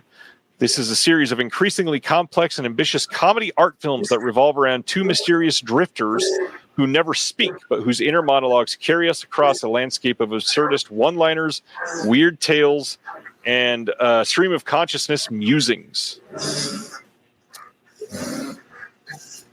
that a dog still? Was it not muted? No, it was not. The mute button. I'm not muted? You are not now. I'm not muted. Nope. I'm not muted? Man, I was muting myself when I coughed like 5 times. I saw you tried. None of it muted ever tonight. Shit. And then the dog in the background. This Reveries trilogy is going to have 3 commentaries. We got an original short, and then a comedian I like, Chris Gethard, is on this. He's got a Chris Gethard Presents episode, and then a Chris Gethard Presents promo. Definitely had to get this one. I'm very curious if the dog is going to be okay, Will. I don't give a shit. Jesus. Look, the dog is puking up. Do you want to know what happened? Do we need to know? The dog is puking up cat litter and clumps of cat waste because the dog decided to eat the cat litter. So, you know. I love that the dog sound stopped and then you muted it for a moment. I just, what are you supposed to do? Let's talk about the next title instead of listening to dog puke. Glass Eye Pictures is putting out Satan Hates You from 2010. This one is going to be starring Don Wood, Christine Spencer, Angus Scrimm, Reggie Bannister, Michael Berryman, Debbie Rochon, Larry Fessenden. Lots of names that you probably recognize there. Specifically, Michael Berryman, Angus Scrimm, Debbie Rochon, Larry Fessenden, one that we've talked about for a long time. We've got a 22-minute making of on here. There is a couple short films, Christmas short film themes. We've got December 23rd and 18 Reindeer. 13 TV segments from the film featuring Angus Scrimm and then Pauly Peretti and the author Max Brooks. An audio commentary with James Felix McKinney, cast and crew members. And then that's it. I have never seen Satan Hates You.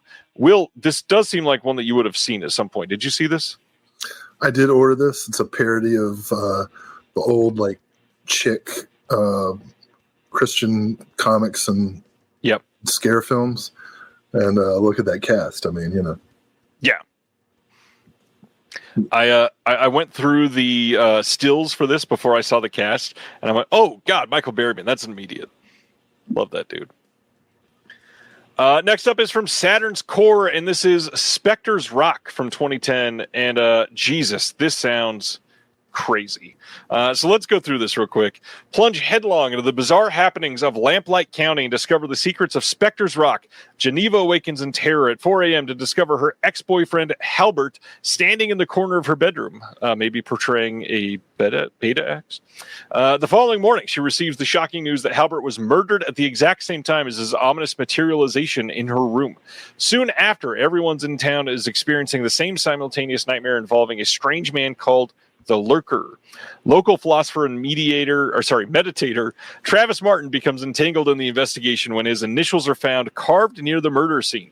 In his obsessive search to find the truth and locate the sequestered Geneva, Travis encounters garish hitmen, a mysterious lotion saleswoman, an escaped face-skinning serial killer, a diminutive interrogator, and a supernatural entity named Minx, who haunts the local Sizzler after inexplicably returning from the dead.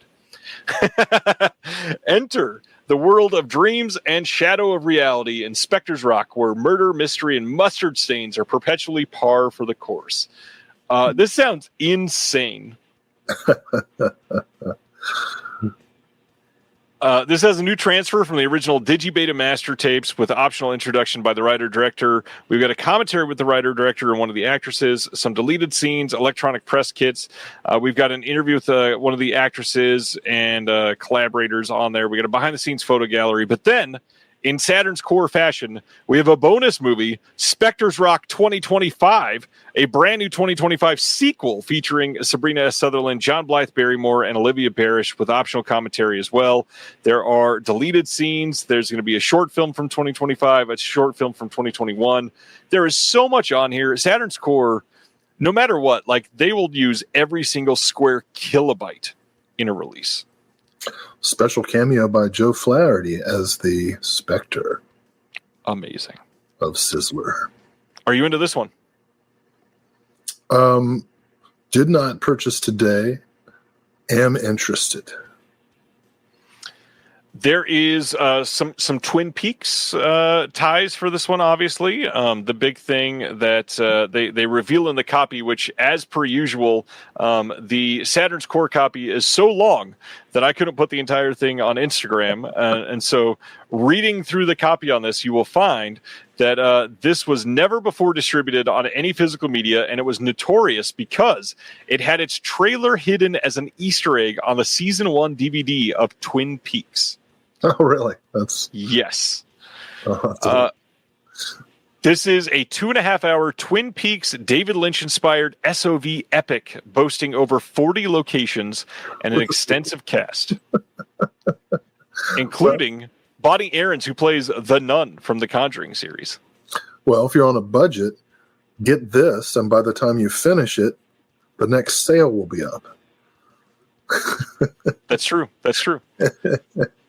And if that's not enough Twin Peaks for you this month, you get to check out something that I saw a lot of people laughing at today, the last of the regular Vinegar Syndrome website partner releases, and that is the amazingly titled Twin Cheeks.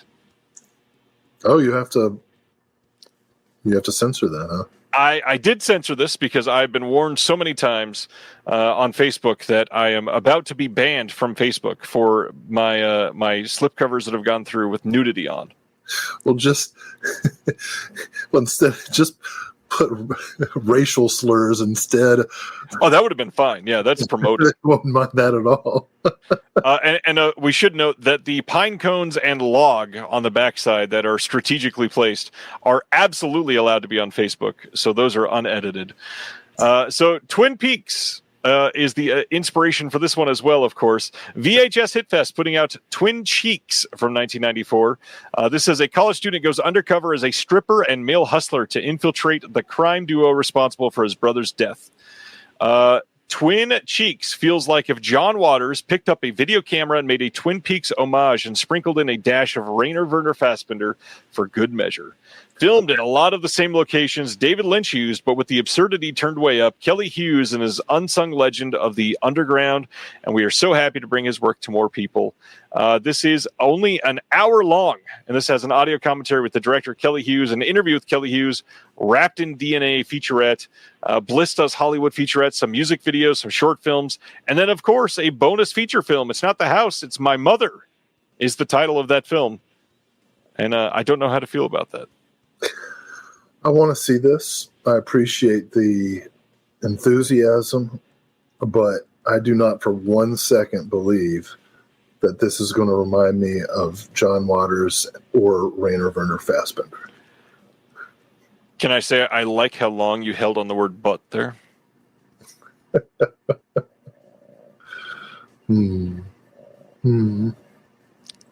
Hey, Valentino.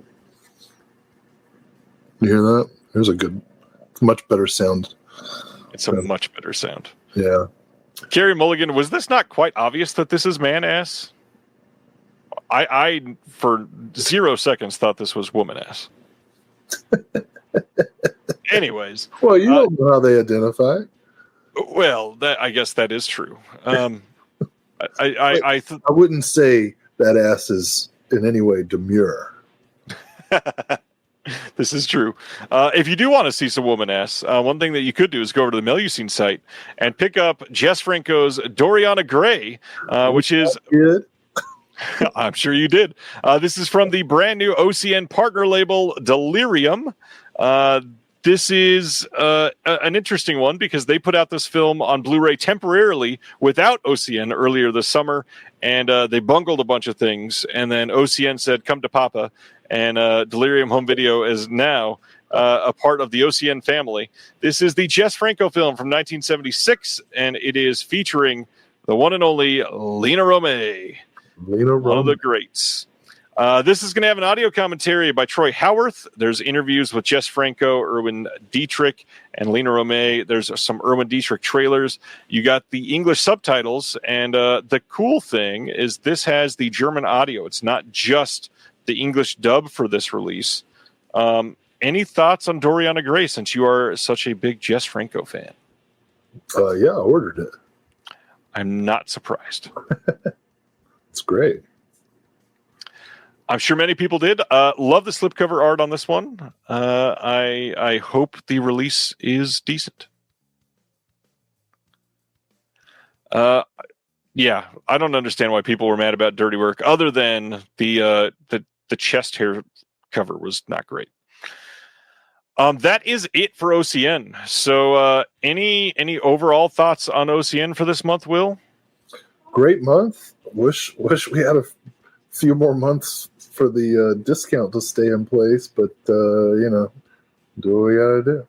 I understand why they can't do it, but I would love to see you, when you're a subscriber, the discount on the partner label, that be good for a year following the release. It would be nice. I mean, I don't know. It would be nice. Stuff that's released in January, you have 12 months to budget for it, and then stuff in December is a lot tougher. But I love 12 days. I love the variety of releases this month, and all year it's been great. But the variety this month is particularly cool. I mean, to go from the Dam Busters to Twin Cheeks, to go from all the way down the line. I mean, pretty much every genre was covered. Cool looking documentaries, comedies, dramas, stuff from all around the world. Fantastic. It's kind of easy to do when you've got like 45 different partner labels now. Yeah, well, I mean, we're looking at this Netflix and Warner Brothers thing, and it seems like the only way for smaller companies to survive is by releasing a few titles and being quick and nimble. So as we potentially lose access to so much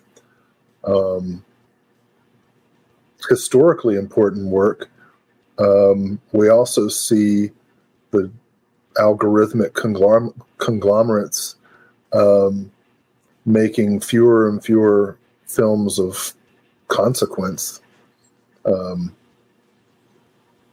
And so getting a chance to see all of these weird and unique and,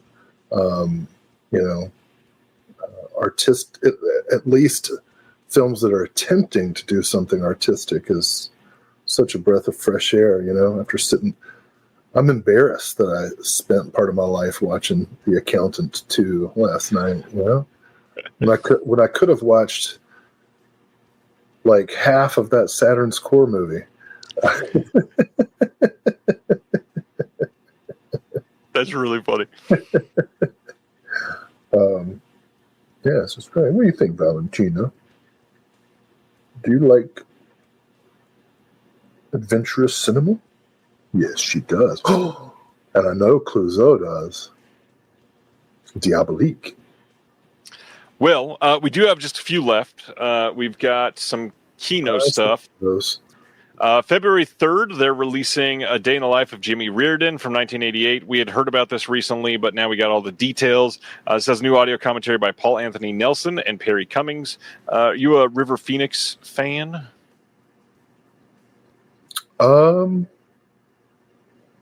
Especially that hairstyle? I'm not a fan. But I think he was already gone before I was even into movies, you know? Yeah. I love My Own Private Idaho, of course. What else is he in that's good? Stand By Me, I guess. Yeah. It checks out. Next is America 3000 from them. This is coming on February 24th. This got an announcement last May, and now we know when it's coming. There's going to be new HD masters from a 2K scan of the 35mm interpositive, new commentary by David Engelbach, that's moderated by Douglas Hosdale, and a new interview with the actress Lauren Landon on this one. Hell yeah. What does it say about me after going into like my monologue about adventurous artistic cinema, and then I'm like, River Phoenix, but America 3000, hell yeah, this is some cheap ass post-apocalyptic Mad Max ripoff. Jim, this is a fun one. I posted this, and I think somebody on Facebook commented, "Oh, this looks like an interesting documentary." Or in Maureen Landon, you know, she's quite fetching, and Hundra, another great post-apocalyptic film. But all the marbles, underseen and underappreciated Robert Aldrich movie about women's wrestling. Would really like to see that one get a release. But yeah, America 3000 is fun. Last two, I think this first one we actually have talked about before because it just got announced in the UK fairly recently. We got a 4K coming from Kino of Port of Shadows from 1938. This is coming on February 24th. There's a new audio commentary by Simon Abrams on this one. There is nothing new on the Blu-ray disc other than that commentary, but there are some archival extras, including an intro by Jeanette Vincent-Doe and a documentary called On the Port of the Shadows. Any thoughts on this one that you want to bring up? Oh, it's a beautiful movie. I can't wait to... You know what? I don't even think I've seen it on Blu-ray yet. I think I've only ever seen my old Criterion DVD. So this is nice. A revelation. Spoiler alert for those who've never seen it. There's a shit ton of fog in this movie. Which means lots of shadows. Yeah. All right. Last one up this week from Kino is Little Trouble Girls from 2025. This is going to be including a theatrical trailer, and that's all I know. It's a brand new movie. It says, at her mother's urging, introverted 16-year-old Lucia joins her Catholic school's all-girls choir where she befriends Anna Maria, a popular older student. When the choir travels to a countryside convent for a weekend retreat of intensive rehearsals, Lucia navigates the unfamiliar surroundings, complex teenage social structures, and her own awakening sexuality. A series of initiations, including an eye-opening experience with a handsome construction worker, test Lucia's friendship with Anna Maria and the other girls as she begins to question her beliefs and disrupt the harmony within the choir. Yeah. Yep. It's like Crossroads. With less one of the primitive age movies. This is true. But that's it for this week. And now, just in case you forgot, let's talk about what's coming out next week. We got Minority Report on 4K. We've got Dogma on 4K. Catch Me If You Can 4K. The Emperor's New Groove 4K from Disney. Airplane getting its standalone 4K release. Minority Report and Catch Me If You Can getting Steelbook releases as well. Shawscope Volume 4 is going to be out, even though for many of us it has already arrived. Anaconda 4K Steelbook from Sony. Nacho Libre 4K from Kino. The Gray 4K Steelbook from Scream Factory. Awakenings 4K from Sony. Good Fortune 4K from Lionsgate. I Know Where I'm Going 4K from Criterion. Top Secret Standalone 4K. The Emmanuel box set getting its wide release from Severin. Battle Royale 4K Steelbook from Lionsgate Limited should be shipping soon. Jarhead 4K from the studio as well. Dan Curtis's Gothic Tales from Kino. Dead of Night 4K from Kino. The Black Christmas 4K Steelbook from Shout. Southpaw 4K Steelbook from Lionsgate. The Blues Brothers 4K Steelbook with that new featurette on there. Hearts of Darkness 4K from Lionsgate. Salam Bombay 4K from Criterion. Triple Threat, 3 Sammo Hung films from Eureka. American Psycho 4K from Lionsgate Limited. Laurel and Hardy, the Restored Classics. The Restored Silence. We've got Silver River from Warner Archive. We've got Kill List 4K from Severn getting its wide release. Riddick 4K Steelbook from Shout. I'm Still Here from Sony Pictures Classics. The Walking Dead Daryl Dixon Season 3 Blu-ray. Splendid Outing from Radiance. Lady of Burlesque from Filmmasters. That Rosa release that I held up earlier from 88 Films. The Strangers Chapter 2, which they just showed The Strangers Chapter 3 teaser today. That comes out in February already. Yikes. OC and Stigs from Radiance. Emmanuel 4K getting its standalone release from Severn. Dead of Winter getting its Blu-ray release. Beast of War from Welgo. And then that is it, I believe, from the big ones, other than some wide releases of stuff that we've already seen. You've got a few of those on the way, I think. Yeah, well, I think Awakenings has one of the most interesting supplemental features, if you want to call it that. When you start the movie, it's standard def. And then about a quarter of the way through, it goes into 4K. And then at the end, it drops to VHS quality. Like you've had an awakening? Well, anybody who's seen that movie is going to think that's the funniest joke ever. I think. I was about to say, I need to see it because I've only ever heard great things. Never seen it. Never seen it? Oh, that's why you didn't get that genius level joke. Nope. Ronnie always gets your jokes, though. Ronnie gets it. Thanks, Ronnie. I'll explain it to you. Oh, Craig. Oh, man. That is great. Yeah, there's all kinds of stuff happening right now. Way too many titles to keep track of, for sure. If you don't think I'm funny, just look at this kitten instead. Oh, and somebody was asking if the dog was going to be okay. Yeah, he'll be fine. This is not... Oh, the cat's licking himself. It's not an uncommon thing, but cats are better than dogs. That's one thing Craig and I can agree on. I love my dog, don't get me wrong. It's just, he's a lot. Yeah, I get that. Ooh. Ooh. So, you want to just do some ASMR for the next couple hours? Why did I put my ear up to the microphone? All right. Anything that you want to share, hype up, talk about? I don't think. I want. Well, I just want to say I'm really, really, really excited about the releases that we have worked on that we cannot say yet. I hope soon. 2026 is shaping up to be really big. I look forward to sharing with you all some projects I've been working on that are coming out soon.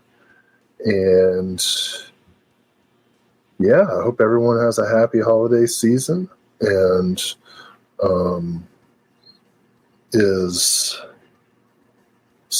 able to be both indulgent and responsible in their collecting and film viewing.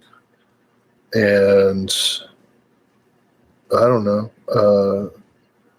maybe in the Discord you should get a favorite holiday movie thread going.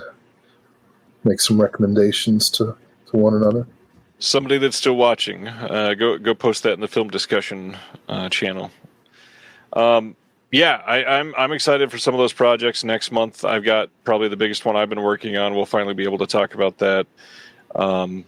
There's stuff happening. What? Oh yeah. there's stuff happening behind the scenes that I never imagined could be possible, and yet we have a lot to discuss. Not to mention, it's going to be a big year for physical media. Some of the titles that I've seen that some of these labels are working on, I mean, even the ones that we know so far, like the January slate from Deaf Crocodile alone that they've announced looks freaking incredible. There's some great stuff coming from all these labels. If Hollywood stops making movies right now and the boutiques keep chugging along, We'd still have years. I'm fine with it. I don't watch new movies anyway. Everybody knows that. Well, with Netflix buying Warner Brothers, that might happen sooner than later. I know, right? Or maybe we'll see an explosion of new production centers. Nollywood, Bollywood, Hong Kong. I'd love to see some more places open up some tax incentives across the U.S. Yeah. Bring some of those productions back rather than letting them go up to Toronto, or some of the crazy ones that are going to like Eastern Europe because it's easier to film there and cheaper to get like an entire crew flown over there. Almost all the Wrong Turn movies, which are set in Greenbrier, West Virginia, were shot in Romania. Yeah. Kind of crazy. Yeah. So,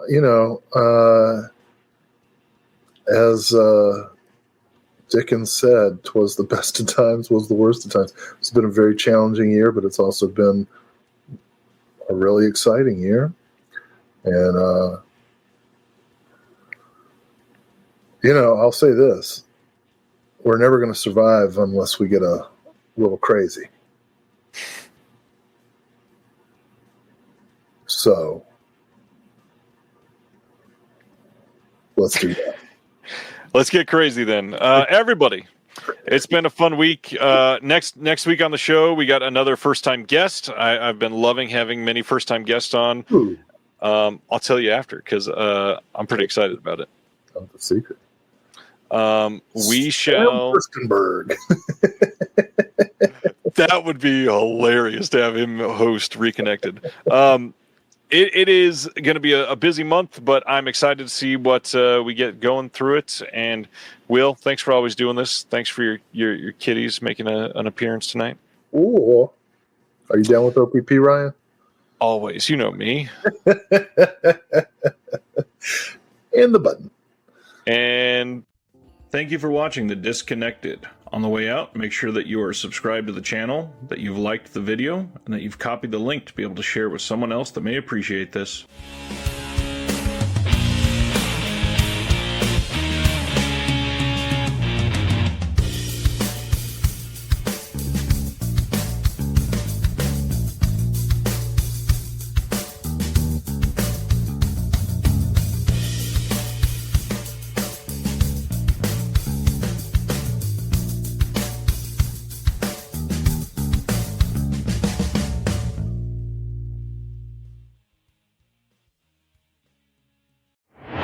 Hey, movie lovers, I'm Pete Wright. And I'm Andy Nelson. We are the hosts of the Next Reel Film Podcast. If you're passionate about films like we are, you'll love our show. Each week, we dive deep into a movie, discussing everything from the story and performances to the cinematography and score. Not to mention budgets and awards. We have covered iconic series like Francis Ford Coppola's The Godfather trilogy, examining themes of power, family, and the dark side of the American dream. We've explored the works of groundbreaking directors like Catherine Bigelow, discussing her mastery of tension. We've looked at heist films, great car chases, great years in film, couples on the run, and more. Our discussions go beyond the surface, examining what makes each film tick.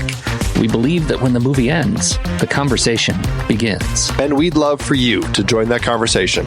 Find the Next Reel Film Podcast on your favorite podcast app or at thenextreel.com. The Next Reel. When the movie ends, our conversation begins. Hello and welcome to Tumbleweeds and TV Cowboys. My name is Hunter. In this podcast, I'll be joined by a different guest each week to discuss a classic Western movie or TV show. I've been a fan of classic Westerns for as long as I can remember, and in recent years, they've become very nostalgic for me. I love the aesthetic, the tropes, and I love seeing different filmmakers' takes on them. At their best, they're incredibly entertaining, rewatchable, and some of my all-time favorite movies are westerns. We'll mostly focus on Western movies made in Hollywood, but we'll also be covering spaghetti westerns, and one thing I'm very excited to get into are Western TV shows. I've got some amazing guests coming on the show, film professors, historians, and podcasters. And Tumbleweeds and TV Cowboys is part of the Someone's Favorite Productions podcast network, and many guests on the show will be from other shows on the network. Thanks for listening.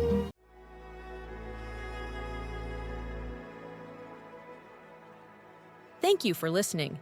To hear more shows from the Someone's Favorite Productions podcast network, please select the link in the description